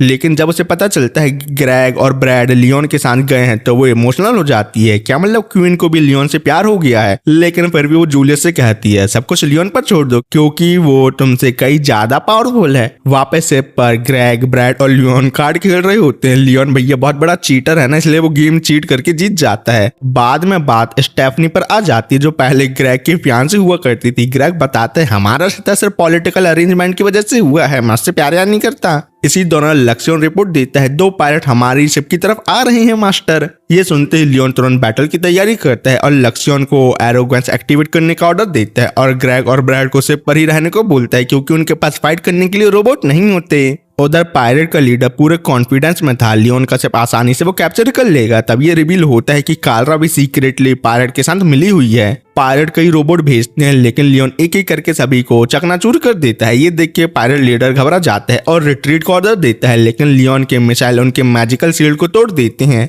और लियोन उनके शिप को कैप्चर कर लेता है। तो ना चाहते हुए आखिरकार पायलट को लियोन के सामने सरेंडर करना ही पड़ता है। कालरा को यकीन नहीं होता कि पायरेट्स हार गए। डर के मारे वो ये तक सोचने लगती है सारा दोष मैं ओलिविया पर डाल दूंगी, क्योंकि अगर सच सामने आ गया कि मैं पायरेट के साथ मिली हुई थी तो मैं मुसीबत में पड़ सकती हूँ। कुछ देर बाद सिर्फ एक फ्लोटिंग आइलैंड पर पहुंच जाती है जहां कालरा के पिता सामने आते हैं। तब लियोन कहता है मैंने आपकी बेटी के कहने पर पायरेट्स को हरा दिया, इसलिए आप हमें हमारा रिवॉर्ड देकर हमें यहाँ से जाने दो। ये सुन के पापा हैरानी में कहते पगले हो क्या, मेरा आइलैंड कभी पायरेट्स के निशाने पर था ही नहीं, तो मैं तुम्हें उन्हें हराने के पैसे क्यों दूं? सटकेले हो क्या तुम? ये सुनकर कालरा बुरी तरह घबरा जाती है और गीली हो जाती है नीचे से, क्योंकि उसके पास बचने का कोई रास्ता नहीं बचता। इसलिए वो लड़कियों वाला काम करने लगती है, अरे मतलब रोने लगती है। रोने के बाद मैं कालरा सबको कन्फेस कर देती है और मान लेती है मैं सिर्फ स्टेफनी के ऑर्डर फॉलो कर रही थी, और अगर मैं ऐसा नहीं करती तो स्टेफनी मेरी फैमिली को हाई नोबल अथॉरिटी का यूज करके सड़क पर ले आती। इन बातों को इग्नोर मार के लियोन और लक्ष्मण को ये पता चलता है कि मेन पायरेट शिप अभी भी बच निकला है और सीक्रेट नेकलेस अब तक उनके हाथ नहीं लगा।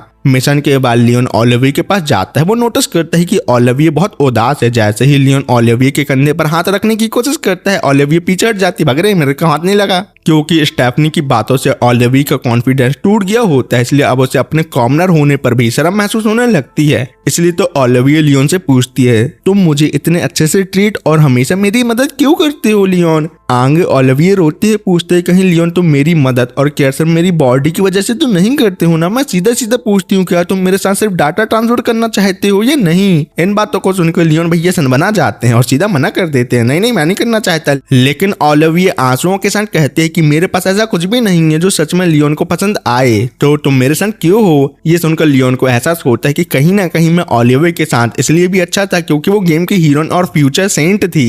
आंसुओं के साथ ओलिविया कहती है मैं सिर्फ लियोन और एंजेलिका की दोस्त बनना चाहती थी ना, तुम लोगों का पेट या खिलौना बनकर रहना चाहती थी। यह स्टेफनी के जहरीले शब्दों ने ओलिविया के दिल और दिमाग को बुरी तरह चोट पहुंचा दी होती, इसलिए तो वो ऐसी बहकी बहकी बातें बोल रही होती है लियोन को। ओलिविया के साथ हुई बात के बाद लियोन काफी परेशान हो जाता है और लक्ष्मण से इस बारे में बात करता है। लक्ष्मण का कहना क्या था कि स्टेफनी की लगातार हैरेसमेंट की वजह से ओलिविया मेंटली बहुत ज्यादा प्रेशर में है। फिर वो एक कड़वी बात बोलता है कि शायद लियोन भाई आप भी अनजाने में ओलिविया को एक पैट की तरह ट्रीट करने लगे थे। ये सुनकर लियोन गुस्से में लक्ष्मण को मुक्का मार देता है, तो लक्ष्मण कहता है अरे मालिक मेरे को नहीं लगने वाली, मैं मेटल का बना हुआ हूँ, तुम्हारा हाथ टूट जाएगा लेकिन मेरा बॉडी नहीं टूटेगी। फिर लक्ष्मण वापस उठता है और शांत तरीके से कहता है मुझे समझ आ गया मास्टर, आपको गुस्सा निकालना था, आपने मेरे ऊपर निकाल लिया लेकिन आपकी खुद की हड्डी न टूट जाए। कुछ देर बाद ब्रैड तलवार लेकर प्रैक्टिस करने वहां आता है, जहां वो मान लेता है कि मेरा फ्यूचर में गोल लियोन को डुअल में हराना है। लियोन भी तुरंत जवाब देता है अबे मैं पहली बार तो जीत गया हूँ, तो दोबारा तुम नल्ले लोगों से कैसे हारूंगा, पगले होकर तुम लोग। पर ब्रैड कहता है मुझे और स्ट्रांग बनना है क्योंकि ग्रुप में सबसे कमजोर मैं ही हूँ। हालांकि ब्रैड भैया के यहाँ कॉन्फिडेंस बिल्कुल भी कम नहीं हुआ था, क्योंकि वो खुद को जूलियस के ग्रुप में सबसे हैंडसम जो मानता था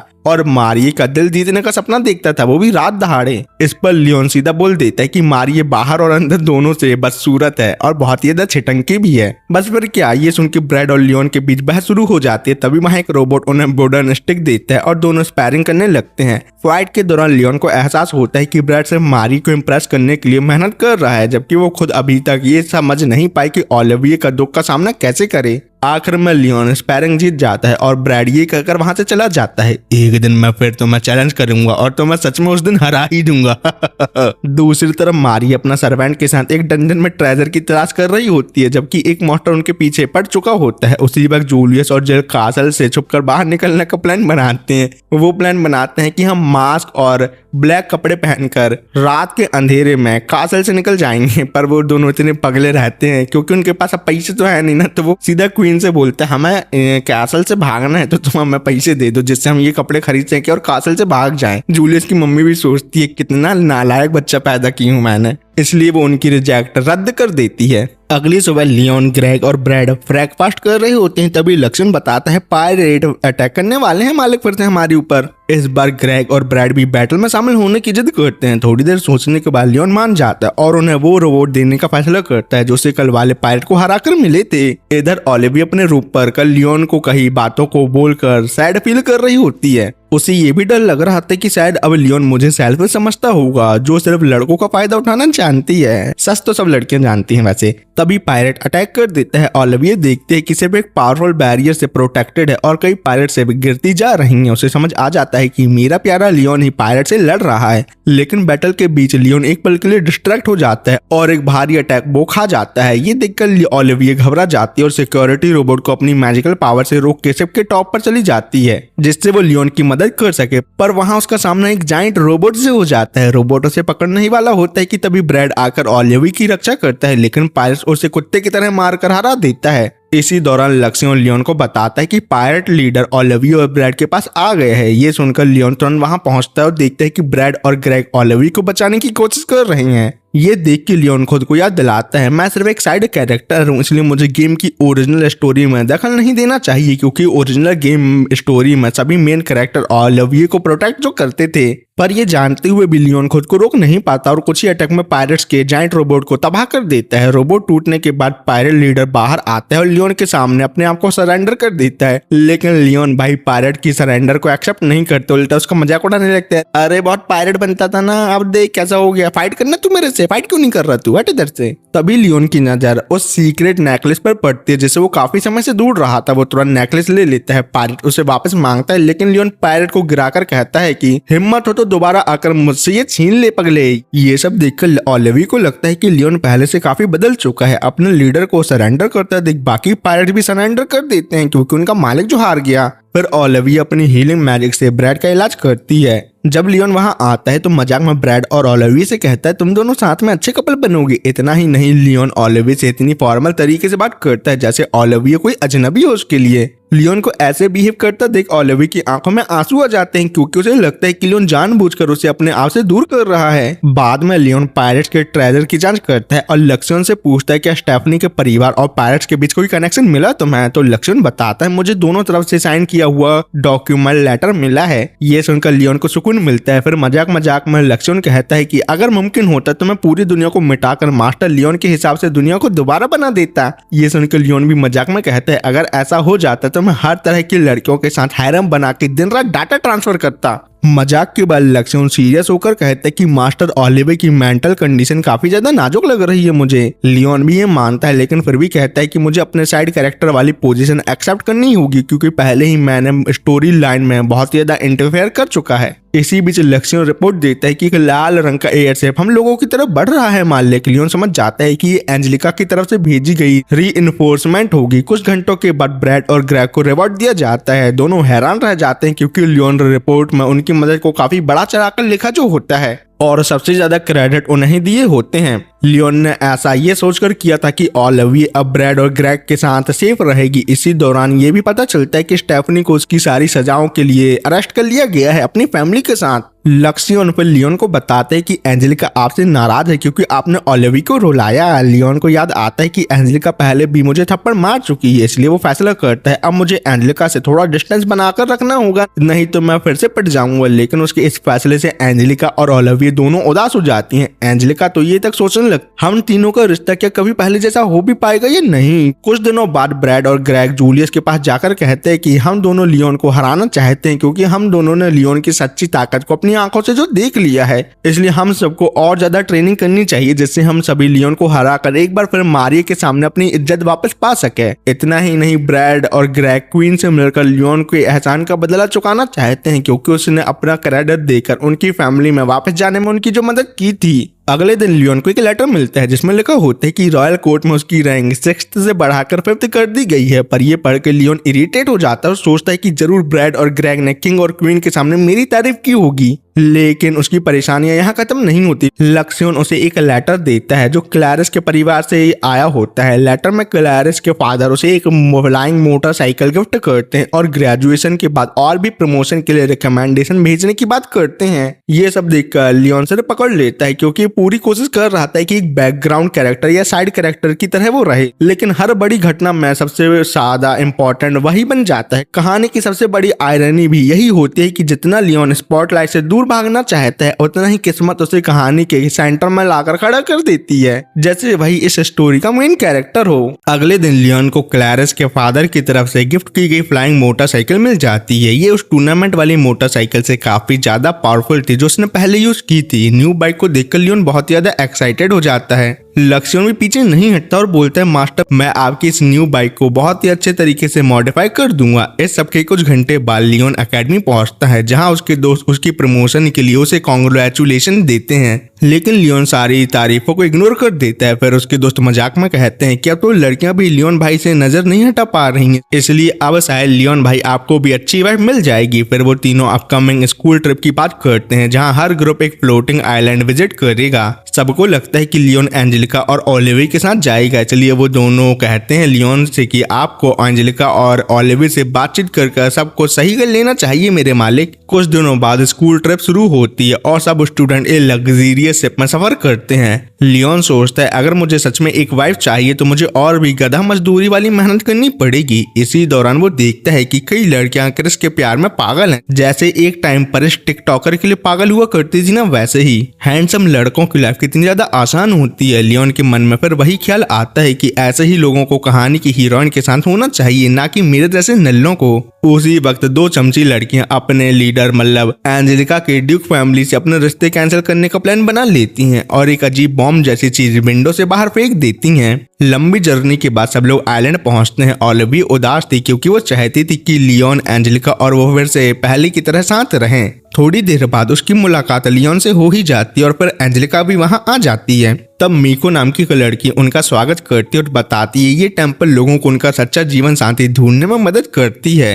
ये सुनते ही लियोन तुरंत पैसे निकालकर दिल से प्रार्थना करने लगता है कि मुझे एक अच्छी वाइफ मिल जाए जो 30 साल की मिल्फ हो और बड़े बड़े बालों वाली होनी चाहिए। वो लियोन को मारते हुए एंजेलिका उसे इतनी पवित्र जगह पर ऐसी अश्लील बातें करने पर डांटती है। तीनों मिलकर प्रार्थना करते हैं। लियोन मन ही मन दुआ करता है कि एंजेलिका और ओलिविया को भी उनका अच्छा पार्टनर मिलना चाहिए, बिल्कुल गेम की स्टोरी की तरह। इसी के बाद मीको उन्हें स्पेशल चार्म देती है। ओलिविया और एंजेलिका को मैजिकल एफिनिटी वाले चार्म मिलते हैं, जबकि लियोन को कॉम्बैट चार्म मिलता है जो उसकी फिजिकल एबिलिटी को बढ़ा सकता है। अकेडमी लौटते वक्त लक्ष्मण अपने मास्टर लियोन को वार्न करते हुए कहता है कि आप मारियो को लेकर काफी ज्यादा केयरलेस हो गए हो। इतना ही नहीं, वो लियोन को याद दिलाता है कि दिमाग से एक कमजोर मालिक, आपको पता होना चाहिए कि अभी भी सीक्रेट ब्रेसलेट रॉयल डंजन से लाना बाकी है हमें, और शायद मारियो असली प्रोटैगनिस्ट बनने की कोशिश कर रही है, इसलिए तो वो अपने सर्वेंट के साथ डंजन में उसे ढूंढने गई है। तभी क्रिस आकर लियोन को शॉर्ट डुअल करने के लिए चैलेंज करता है, लेकिन लियोन मना कर देता है क्योंकि उसका मानना था कि क्रिस मुझसे कई ज्यादा स्किल शॉर्टमैन है। तभी अचानक इमरजेंसी अलार्म बज उठते हैं। सब लोग देखते हैं कि आसमान में मछलियों जैसे फ्लाइंग मशीन नजर आ रही हैं जिन पर प्रिंसिपैलिटी ऑफ फीनास का सिंबल बना हुआ। ये वही देश था जो पहले किंगडम का हिस्सा था लेकिन बाद में अलग हो गया और अपने आप को एक अलग नेशन मानने लगा। लियोन तुरंत घबरा जाता है क्योंकि गेम में इनका अपीयरेंस बहुत बाद में होने वाला था। सिचुएशन और खतरनाक तब हो जाती है जब एक जाइगेंटिक मॉन्स्टर शिप सामने आ जाता है उनके। उस शिप के अंदर प्रिंसेस हर्ट्रूड मौजूद थी। वो एक जाइंट होलोग्राम के जरिए पूरे किंगडम के सामने वॉर अनाउंस कर देती है और हॉलफ्लोर किंगडम को 1 घंटे का वक्त देती है जवाब देने के लिए। लियोन हैरान रह जाता है और सोचने लगता है कि आखिर मैंने ऐसी क्या गलती कर दी जो स्टोरी इतनी ज्यादा बदल गई है। थोड़ी देर बाद गैरेट नाम का एक ऑफिसर गार्ड के साथ आता है और बैरन रैंक या उसके ऊपर के स्टूडेंट को अरेस्ट करना शुरू कर देता है। एंजेलिका खुद सामने आकर कहती है कि जिस इंसान को वो ढूंढ रहा है वो मैं हूँ, इसलिए तुम्हें बाकी स्टूडेंट को छोड़ देना चाहिए। गैरेट खुश हो जाता है जब उसे पता चलता है कि एंजेलिका एक ड्यूक की बेटी है।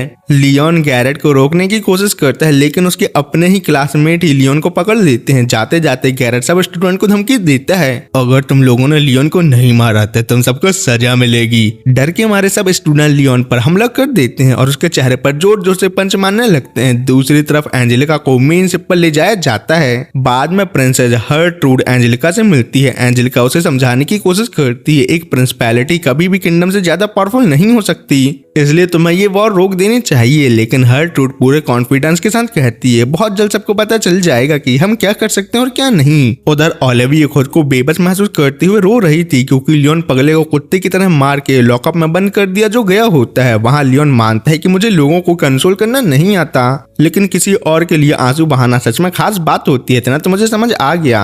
तभी क्रिस वहां आते हुए कहता है कि शायद कुछ वक्त खरीदा जा सकता है क्योंकि दुश्मन फिलहाल सिर्फ एंजेलिका को चाहता है। लियोन गुस्से में कहता है, जब सबने मुझे कुत्ते की तरह मार के मेरा साथ छोड़ दिया है, तब अब मैं उन नन्हे निकम्मे लोगों की मदद करने की जिम्मेदारी क्यों लूं? वो यहाँ तक कह देता है, अगर सब मरना चाहते हैं तो मर जाए, कौन सा वो मुझे पूछ के पैदा हुए थे। लेकिन कुछ ही पल बाद लियोन अपना फैसला बदल लेता है और कहता है कि मैं मदद करूंगा, बस बदले में सबको मिलकर काम करना होगा। क्रिस सब स्टूडेंट को इकट्ठा करता है, लेकिन कोई भी चश्मिश क्रिस की बात सुनने को तैयार नहीं होता। तब लियोन आगे बढ़कर अपनी अथॉरिटी का इस्तेमाल करता है और सबको किंगडम के लिए लड़ने का ऑर्डर देता है, लेकिन फिर भी कुछ लोग हिचकिचाते हैं। तो लियोन उनके सेल्फ रिस्पेक्ट पर वार करता है और कहता है कि जो अपने देश के लिए नहीं लड़ सकते वो असली नोबल नहीं बल्कि इनाम के नोबल बस होते हैं, नल्ले लोग। उसी वक्त काउंट की बेटी डैरियड अपने रैंक बता के लियोन को डराने की कोशिश करती है, लेकिन लियोन उसे भी सुना देता है कि तुम्हारे एंसेस्टर ने देश के लिए बहुत कुछ किया था, जबकि तुम लोग सिर्फ डरपोक बनकर उनकी लेगेसी बर्बाद कर रहे हो नल्लों। लियोन की कड़वी बातें सुनकर सबके दिल पर वो बात लग जाती है और स्टूडेंट का जोश वापस आ जाता है और सब उसकी मदद करने और अपने मैजिक से सपोर्ट देने के लिए तैयार हो जाते हैं। डैरियड तो लियोन के बोल्ड एटीट्यूड से इतना ज्यादा इम्प्रेस हो जाती है कि उसका मन करता है कि काश हम दोनों यहाँ ही डाटा ट्रांसफर कर लें तुरंत। कुछ देर बाद क्रिस रिपोर्ट देता है कि एंजेलिका की 2 फॉलोवर्स पकड़ी गई हैं। ये वही लड़कियां थी जिन्होंने सबको धोखा दिया था और यहाँ प्रिंसिपैलिटी ऑफ फॉन्स को बुलाया था, लेकिन अब उन्हें जेल में डाल दिया गया है। इसी बीच ओलिविया रोते हुए लियोन से एंजेलिका को बचाने की रिक्वेस्ट करती है। लियोन भी बिना देरी किए हाँ बोल देता है और फ्लाइंग मोटरसाइकिल लेकर मॉन्स्टर का सामना करने निकल पड़ता है। उधर प्रिंसेस हर्ट्रूड अपने फ्लूट निकालती है और एंजेलिका से कहती है, अब तुम्हें देखने को मिलेगा कि प्रिंसिपैलिटी ऑफ फीनास किस तरह हॉटफोर्ड किंगडम को तबाह कर सकता है। दूसरी ओर लक्ष्योन की वजह से लियोन पहले से ही जान गया था उस मैजिकल फ्रूट के बारे में, जिसकी पावर ये थी कि उस मैजिकल फ्रूट की मदद से प्रिंसेस हर्ट्रूड फ्लाइंग मॉन्स्टर को कंट्रोल कर सकती है। इसलिए उसे समझ आ गया था अगर प्रिंसेस हर्ट्रूड को जल्दी ही नहीं रोका गया तो सिचुएशन और खतरनाक हो जाएगी, इसलिए वो तुरंत फ्लाइंग मॉन्स्टर पर हमला करना शुरू कर देता है। क्रिस दूर से उसे देखकर इंस्पायर होता है और सोचता है कि एक दिन मैं भी लियोन जैसा बहादुर बनना चाहता हूँ। साथ ही वो कुछ रोबोट भी बैटल सपोर्ट के लिए तैयार कर देता है। दूसरी ओर एकेडमी के स्टूडेंट भी अपने मैजिक का इस्तेमाल करके दुश्मनों से लड़ रहे थे और शिप की रक्षा कर रहे थे। हर्ट्रूड को तभी एक शिप अपनी तरफ आता हुआ दिखता है, लेकिन उसे बिल्कुल अंदाजा नहीं होता कि उसके अंदर अपना लियोन है। पर एंजेलिका लियोन को तुरंत पहचान लेती है और मनी मन कहती है, तुम्हें मेरी जान बचाने की बजाय यहाँ से भाग जाना चाहिए था, लेकिन तुमने ऐसा क्यों नहीं किया लियोन। लियोन को देख के हर्ट्रूड अपने फ्लूट बजाती है, जिससे मॉन्स्टर और भी ज्यादा पावरफुल और ड्यूरेबल हो जाते हैं। ये करने के बाद वो घमंड से कहती है कि फाइट बैक करने का मतलब सिर्फ और ज्यादा लोगों की मौत होगी, लेकिन एंजेलिका को पूरा भरोसा था कि उसकी दोस्त इतनी आसानी से हार नहीं मानेंगी, खासकर जब लियोन उनका लीडर हो। बैटल और इंटेंस हो जाती है, लेकिन स्टूडेंट हिम्मत नहीं आते और लगातार फाइट करते रहते हैं। उन्हें देखकर लियोन सोचता है कि बहुत से नोबल असल में एडवेंचर के डिसेंडेंट हैं और शायद स्ट्रॉन्ग बनने की उनकी एक वजह लड़कियों को इम्प्रेस करना भी था, इसलिए वो इतनी आसानी से मॉन्स्टर से जो लड़ रहे होते हैं। तभी एनिमी का एक पावरफुल अटैक शिप को जोर से लगता है और हर तरफ पैनिक फैल जाता है। दुश्मन और कैनन स्टूडेंट शिप को टारगेट कर लेते हैं, पर जब अगला अटैक आने ही वाला होता है, ओलिविया अपना नेकलेस पकड़कर सोचती है कि यहाँ मौजूद कोई भी पर्सन बिना वजह मरने लायक नहीं है, क्योंकि सब लोग अच्छे लोग हैं। उसी पल एक चमत्कार होता है कि मतलब ओलिविया की सेंट पावर अवेकन हो जाती है, जिससे तुरंत एक जायंटिक मैजिकल शील्ड पूरे शिप को कवर कर लेती है और साथ ही ओलिविया के हाथों से निकलने वाली रोशनी की बीम कई मॉन्स्टर को पल भर में डिस्ट्रॉय कर देती है। ड्रेड और बाकी नोबल ओलिविया के पावर देखकर शॉक में रह जाते और समझ जाते हैं कि एकेडमी स्कॉलरशिप उसे क्यों मिली है। लियोन और लक्ष्मण भी हैरान रह जाते हैं। लक्ष्मण बताता है कि ओलिविया की पावर इसलिए अवेकन हुई क्योंकि लियोन ने हमेशा उसकी रक्षा की और उसे ग्रो करने का मौका दिया। अब जब सेंट पूरी तरह से अवेकन हो चुकी है, इसलिए लियोन बिना किसी डर के काउंटर अटैक शुरू कर देता है। वो फुल स्पीड से एक्सीलरेट कर और सीधा उस जायंटिक मॉन्स्टर के मुंह के अंदर घुस जाता है। मॉन्स्टर के लेजर डिफेंस से लियोन द लायन को रोकने की कोशिश करते हैं, लेकिन लियोन सबको डॉज कर देता है। बाहर सबको एक्सप्लोजन की आवाज सुनाई देती है और गैरेट अनाउंस कर देता है कि लियोन मॉन्स्टर के पेट पर जाकर मर चुका है। लेकिन कुछ ही पल बाद लियोन मॉन्स्टर के अंदर से जमीन तोड़कर बाहर निकल आता है और वहां मौजूद लोगों पर रबड़ बुलेट चलाकर सबको बेहोश कर देता है। फिर हर्ट्रूड से कहता है कि काली बिल्ली की मौसी, तुम्हें मेरे साथ चलना होगा अब। इतना कहकर वो फ्लूट भी उससे छीन लेता है। थोड़ी देर बाद लियोन हर्ट्रूड को कैप्चर करके अपनी मेन शिप पर ले आता है। एंजेलिका उसकी अचीवमेंट देखकर और भी ज्यादा उससे इम्प्रेस हो जाती है और समझ जाती है कि लियोन असल में बहुत ही ज्यादा अमेजिंग इंसान है। लेकिन तभी गैरेट अनाउंसमेंट करता है कि प्रिंसेस कैप्चर हो गई है तो क्या, मुझे कोई फर्क नहीं पड़ता। इसलिए मैं तुम लोगों पर फुल स्केल अटैक कर दूंगा। उसका कहना था कि प्रिंसिपैलिटी को ही अपनी प्रिंस की परवाह नहीं है तो मैं क्यों करूं, और ऐसा इसलिए भी था क्योंकि हर्ट्रूड की जगह कोई और प्रिंसेस आ सकती है बाद में। ये सुनकर हर्ट्रूड एक स्पेशल एबिलिटी एक्टिवेट करती है जिससे मॉन्स्टर पर उसका कंट्रोल खत्म हो जाता है और सारे मॉन्स्टर सीधा लियोन के शिप की तरफ टूट पड़ते हैं उन्हें खत्म करने के लिए। अब तक ओलिविया अपनी सेंट पावर यूज करके पूरी तरह से थक चुकी होती है, इसलिए लियोन समझ जाता है कि मुझे ही लड़ाई को जल्दी ही खत्म करना होगा, इसलिए वो अपनी मोटरसाइकिल लेकर बैटलफील्ड की तरफ निकल पड़ता है। इसी बीच एंजेलिका मीको के दिए हुए एम्यूलेट की पावर एक्टिवेट करती है। फायर बेस अटैक के साथ वो लियोन के आसपास के मॉन्स्टर को उड़ा देती है, फिर वो ओलिविया को बचाती है जो एक मॉन्स्टर के अटैक का शिकार होने वाली थी। दोनों के बीच एक इमोशनल मूवमेंट आता है जहां एंजेलिका ओलिविया को गले लगाकर कहती है, मैं हमेशा तुम्हारी सबसे प्रेशियस फ्रेंड बनना चाहती हूँ। ये सुनकर ओलिविया खुशी के आंसू बहाने लगती है और पहली बार उसे लगता है मैं सच में अब जाके एंजेलिका और लियोन के द्वारा एक्सेप्ट की गई हूँ। पर ये खुशी ज्यादा देर तक नहीं टिकती क्योंकि शिप पर एक और पावरफुल अटैक हो जाता है और एंजेलिका हवा में उछल जाती है, लेकिन मुश्किल से ही सही एक शिप के टुकड़े को पकड़कर बच जाती है और सोचने लगती है शायद मेरी जिंदगी का यही आखिरी पल है। जैसे उसका हाथ छूटने वाला होता है ओलिविया उसका हाथ पकड़ लेती है और कहती है कि एक दोस्त कभी अलग नहीं होते, लेकिन उसी वक्त एक और झटका लगता है जिससे एंजेलिका को बचाने के लिए ओलिविया उसे डेक पर फेंक देती है और खुद नीचे गिरने लगती है अपना बलिदान देकर। एंजेलिका की सांसें थम जाती हैं, लेकिन बिल्कुल सही वक्त पर लियोन अपनी मोटरसाइकिल के साथ लाइटनिंग स्पीड से नीचे डाइव मारता है और ओलिविया को हवा में ही पकड़ लेता है। ओलिविया उसे देखकर बहुत ज्यादा खुश हो जाती है। हालांकि जब लियोन उसे फॉर्मल तरीके से मिस कहकर बुलाता है तो वो नाराज हो जाती है क्योंकि पहले लियोन ओलिविया को उसके प्यारे निकनेम से बुलाता था। तो लियोन ऑकवर्डली ओलिविया को समझाने की कोशिश करता है कि मेरे जैसे लड़के तुम्हारे लायक नहीं है, बल्कि तुम जूलियस के ग्रुप जैसे लड़कों को डिजर्व करती हो। लेकिन ओलिविया तुरंत मना कर देती है क्योंकि उसे भी जूलियस का ग्रुप दिमाग से पैदल चलने वालों का लगता था, मतलब उन लोगों को ओलिविया ने भैया जोन में डाल दिया था। फिर आंखों में आंसू लेकर ओलिविया कहती है मुझे सिर्फ लियोन और एंजेलिका के साथ रहना है। पहले तो लियोन इतना नर्वस हो जाता है कि कुछ बोल ही नहीं पाता, फिर आखिरकार ओलिविया अपने दिल की बात कह देती है और कन्फेस कर देती है कि लियोन मैं तुमसे सच्चा वाला प्यार करने लगी हूँ। ये सुनते ही लियोन पूरी तरह से शॉक हो जाता है और सिचुएशन को नॉर्मल करने के लिए वो फालतू बातें करने लगता है जिससे ओलिविया के चेहरे पर तुरंत मुस्कान आ जाती है।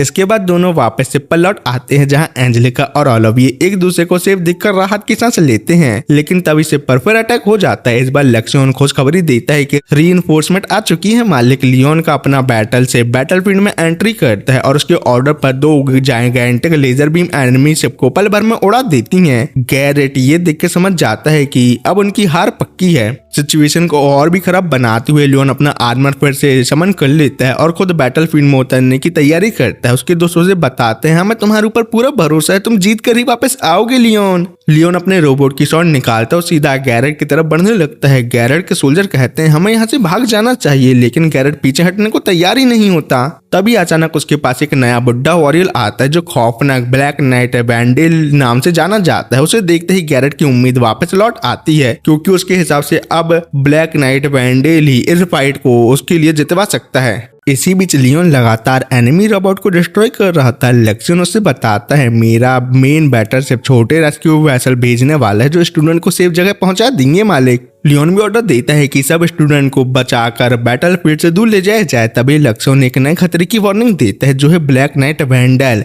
ये नाम सुनते ही लियोन टेंशन में आ जाता है क्योंकि गेम में वैंडल सबसे डेंजरस अपोनेंट में से एक था उसके लिए, क्योंकि लियोन उससे 100 बार कुत्ते की तरह मरने के बाद उसे हरा पाया था। हर्ट्रूड भी उसे देखकर परेशान हो जाती है। ओलिविया को वैंडल के बारे में कुछ पता नहीं था, इसलिए एंजेलिका उसे बताते हैं कि वैंडल ने अपनी जिंदगी में काउंटलेस सोल्जर को मारा है और प्रिंसिपैलिटी में उसका नाम ही लोगों को डरा देता है। लियोन तुरंत वैंडल पर लेजर ड्रोन भेजता है, लेकिन वैंडल अपनी कमाल की स्किल से सब ड्रोन डिस्ट्रॉय कर देता है। इसी दौरान एक और एनिमी रोबोट लियोन पर हमला करता है। लियोन उसे तो खत्म कर देता है, लेकिन एक पल के लिए उसका ध्यान भटक जाता है और वैंडल इसी मौके का फायदा उठाकर एरोगेंस आर्मर को काट देता है। तलवार आर्मर के अंदर तक घुस जाती है और लियोन समझ जाता है ये फाइट आसान नहीं होने वाली। लक्ष्मण सजेस्ट करता है मैं मेन बैटल सेट से फुल स्किल अटैक करके वैंडल को आसानी से मार सकता हूँ, लेकिन लियोन ऐसा करने से लक्ष्मण को मना कर देता है क्योंकि वो वैंडल को मारना नहीं चाहता। दोनों के बीच फिर जबरदस्त क्लैश होता है।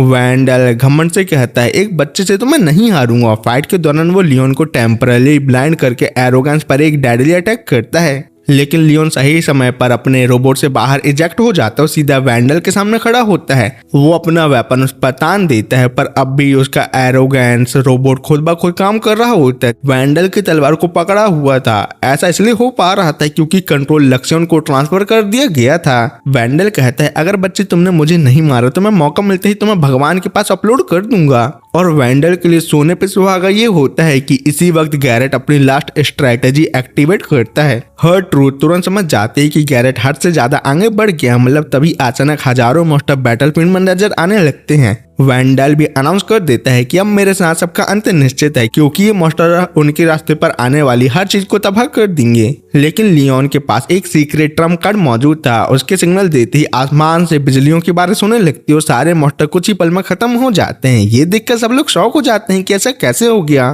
तब लियोन शांति से कहता है ये मेरा हिडन अटैक है। फिर लियोन बूढ़े वैंडल की जान बख्श देता है और उसे प्रिंसिपैलिटी वापस जाकर हॉल फोर्ड किंगडम की असली ताकत बताने को कहता है। जब वैंडल फ्यूचर में रिवेंज लेने की कसम खाता है, लियोन उसका मजाक उड़ाते हुए कहता है जब एकेडमी के स्टूडेंट नहीं तुम जैसे बुड्ढे को हरा दिया तो तुम फ्यूचर में तो किसी दूध पीते बच्चे से भी हार जाओगे बुड्ढे।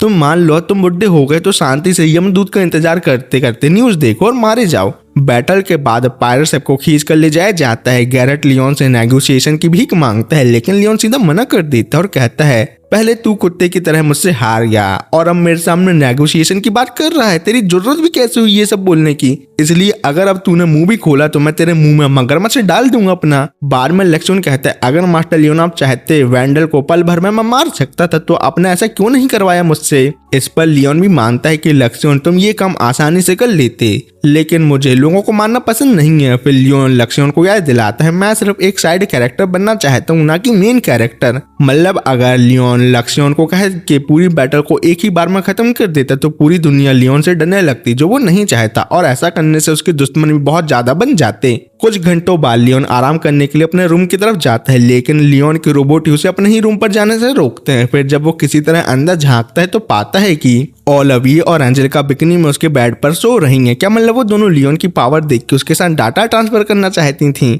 अभी लियोन चुपचाप उन्हें डिस्टर्ब किए बिना वापस मुड़ जाता है। तभी रूम के बाहर क्रिस उससे मिलता है और कहता है मुझे पता चल गया है ब्लैक नाइट को तुमने ही हराया है, इसलिए मैं तुमसे वादा करता हूँ कि एक दिन मैं इतना स्ट्रांग बनूंगा कि तुम्हें फिर से चैलेंज कर सकूं। अगले दिन एंजेलिका अपने भाई गिलबर्ट से इन्वेजन के बारे में बात करती है। गिलबर्ट कहता है कि हर ट्रूथ के मामले में एक्शन लेना जरूरी है, लेकिन फिर बात लियोन पर आ जाती है। गिलबर्ट का कहना होता है कि लियोन को सही लड़की से शादी करनी चाहिए। गिलबर्ट को इस बात से भी हैरानी होती है कि इतना पॉपुलर होने के बाद भी कोई लड़की ओपनली लियोन में इंटरेस्ट क्यों नहीं दिखाती। एंजेलिका जवाब देती है प्रॉब्लम यह है कि लियोन पगला है क्योंकि वो खुद रोमांस में इंटरेस्ट नहीं लेता और इसलिए लड़कियों भी उसकी तरफ ध्यान नहीं देती। गिलबर्ट ये सुन के बोलता है तो तुम्हें उससे शादी कर लेनी चाहिए, पर इस बात से एंजेलिका नई दुल्हन की तरह शर्मा जाती है। कुछ दिनों बाद एकेडमी में लियोन, ब्रैड और ग्रेग चाय और कुकीज एंजॉय कर रहे होते हैं। तब पता चलता है कि पिछली बैटल का ज्यादा क्रेडिट लियोन ने क्रिस को दे दिया है ताकि उसके परिवार का फायदा हो।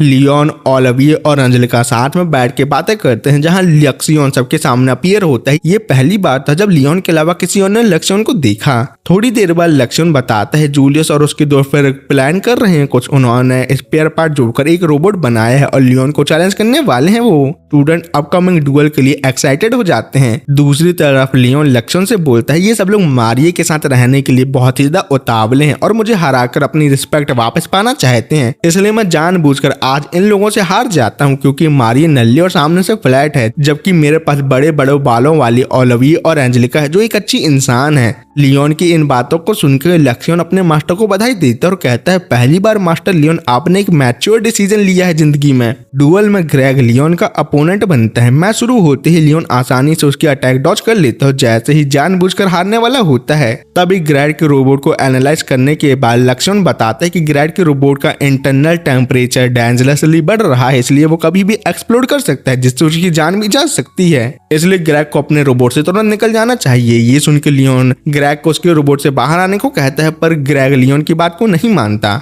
तो ना चाहते हुए भी लियोन को रोते हुए ग्रैड के रोबोट को एक ही अटैक में डिस्ट्रॉय करके उसकी जान बचानी पड़ती है। पर मैच देखकर ही मारिए अपने बर्बाद हुए इन्वेस्टमेंट को देखकर बहुत ज्यादा सैड हो जाती है, क्योंकि जितने भी पैसे उसने और जूलियस लोगों ने कमाए थे वो सभी जूलियस लोगों ने रोबोट के पार्ट खरीदने में खर्च कर दिए। पर अगले दिन लियोन एक फॉर्मल सेरेमनी के लिए तैयार होता है और सोचता है बस ये एक नॉर्मल अवार्ड फंक्शन होगा, लेकिन उसके दोस्त बताते हैं कि प्रिंसेस को कैप्चर करने और प्रिंसिपैलिटी को हराने के लिए उसे स्पेशल मेडल और हॉनर मिलने वाला है। तभी वहां एंजेलिका उसे लेने आती है और कहती है तो मैं अपने परिवार से अच्छे से मिलवाना चाहती हूँ मैं, पर बताती नहीं है कि वैसा क्यों करना चाहती है लियोन को। सेरेमनी में लियोन के टीम मास्टर उसे मेडल देते हैं और अनाउंस करते हैं कि कई नोबल की रिकमेंडेशन पर लियोन को विस्काउंट का टाइटल भी दिया गया है। ये सुनकर मारिया गुस्से से पागल हो जाती है, क्योंकि लियोन तो सिर्फ साइड कैरेक्टर होना चाहिए था। इसी वक्त रिवील होता है कि सीक्रेट ब्रेसलेट मारिया के पास है और वो भी आर्टिफैक्ट कलेक्ट करके असली प्रोटैगनिस्ट बनने की कोशिश कर रही है गेम की। सेरेमनी के बाद लियोन उदास सा घूम रहा होता है, क्योंकि उसे सिर्फ एक शांत जिंदगी चाहिए थी। तब उसकी मुलाकात ओलिविया से होती है। दोनों थोड़ा ऑकवर्ड फील करते हैं। ओलिविया कहती है मैं तुमसे सच में प्यार करने लगी हूँ लियोन, इसलिए तुम मुझे अपना जवाब दो, पर कोई टेंशन की बात नहीं है, तुम सोच समझकर आराम से मुझे जवाब दे सकते हो। इतना बोल के फिर वो एंजेलिका के पास चली जाती है। लियोन सोचता है चाहे मैं खुद को साइड कैरेक्टर मानता हूँ, लेकिन दिल से मैं एंजेलिका और ओलिविया दोनों के साथ रहना चाहता हूँ। ये सुनकर लक्ष्मण मेरी दिल की बात लियोन से बोलता है कि मास्टर आप और मारी काफी मिलते जुलते हैं, क्योंकि दोनों ने ही अपने प्रीवियस लाइफ की नॉलेज से इस गेम की स्टोरी को बदल दिया है। आखिर में ओलिविया और एंजेलिका लियोन को अपने साथ चलने के लिए बुलाते। लियोन मुस्कुराता और सोचता है कि इस नई दुनिया में अभी भी बहुत सारे एडवेंचर और यादें उसका इंतजार कर रही हैं। इसी के साथ यहाँ सीजन 1 खत्म होता है। सीजन 2 जुलाई में आने वाला है, तो मैं तब उसे एक्सप्लेन कर दूंगा। अब आप लोगों को किस नेक्स्ट एनिमे का एक्सप्लेनेशन चाहिए मुझे कमेंट में बता देना। तो ठीक है, मिलते हैं किसी और वीडियो में जिसमें आप लोग मेरी वीडियो नहीं देखने वाले। पर क्या कर सकता हूँ मैं वीडियो तो बनाना बंद नहीं कर सकता। तो ठीक है, बाय बाय।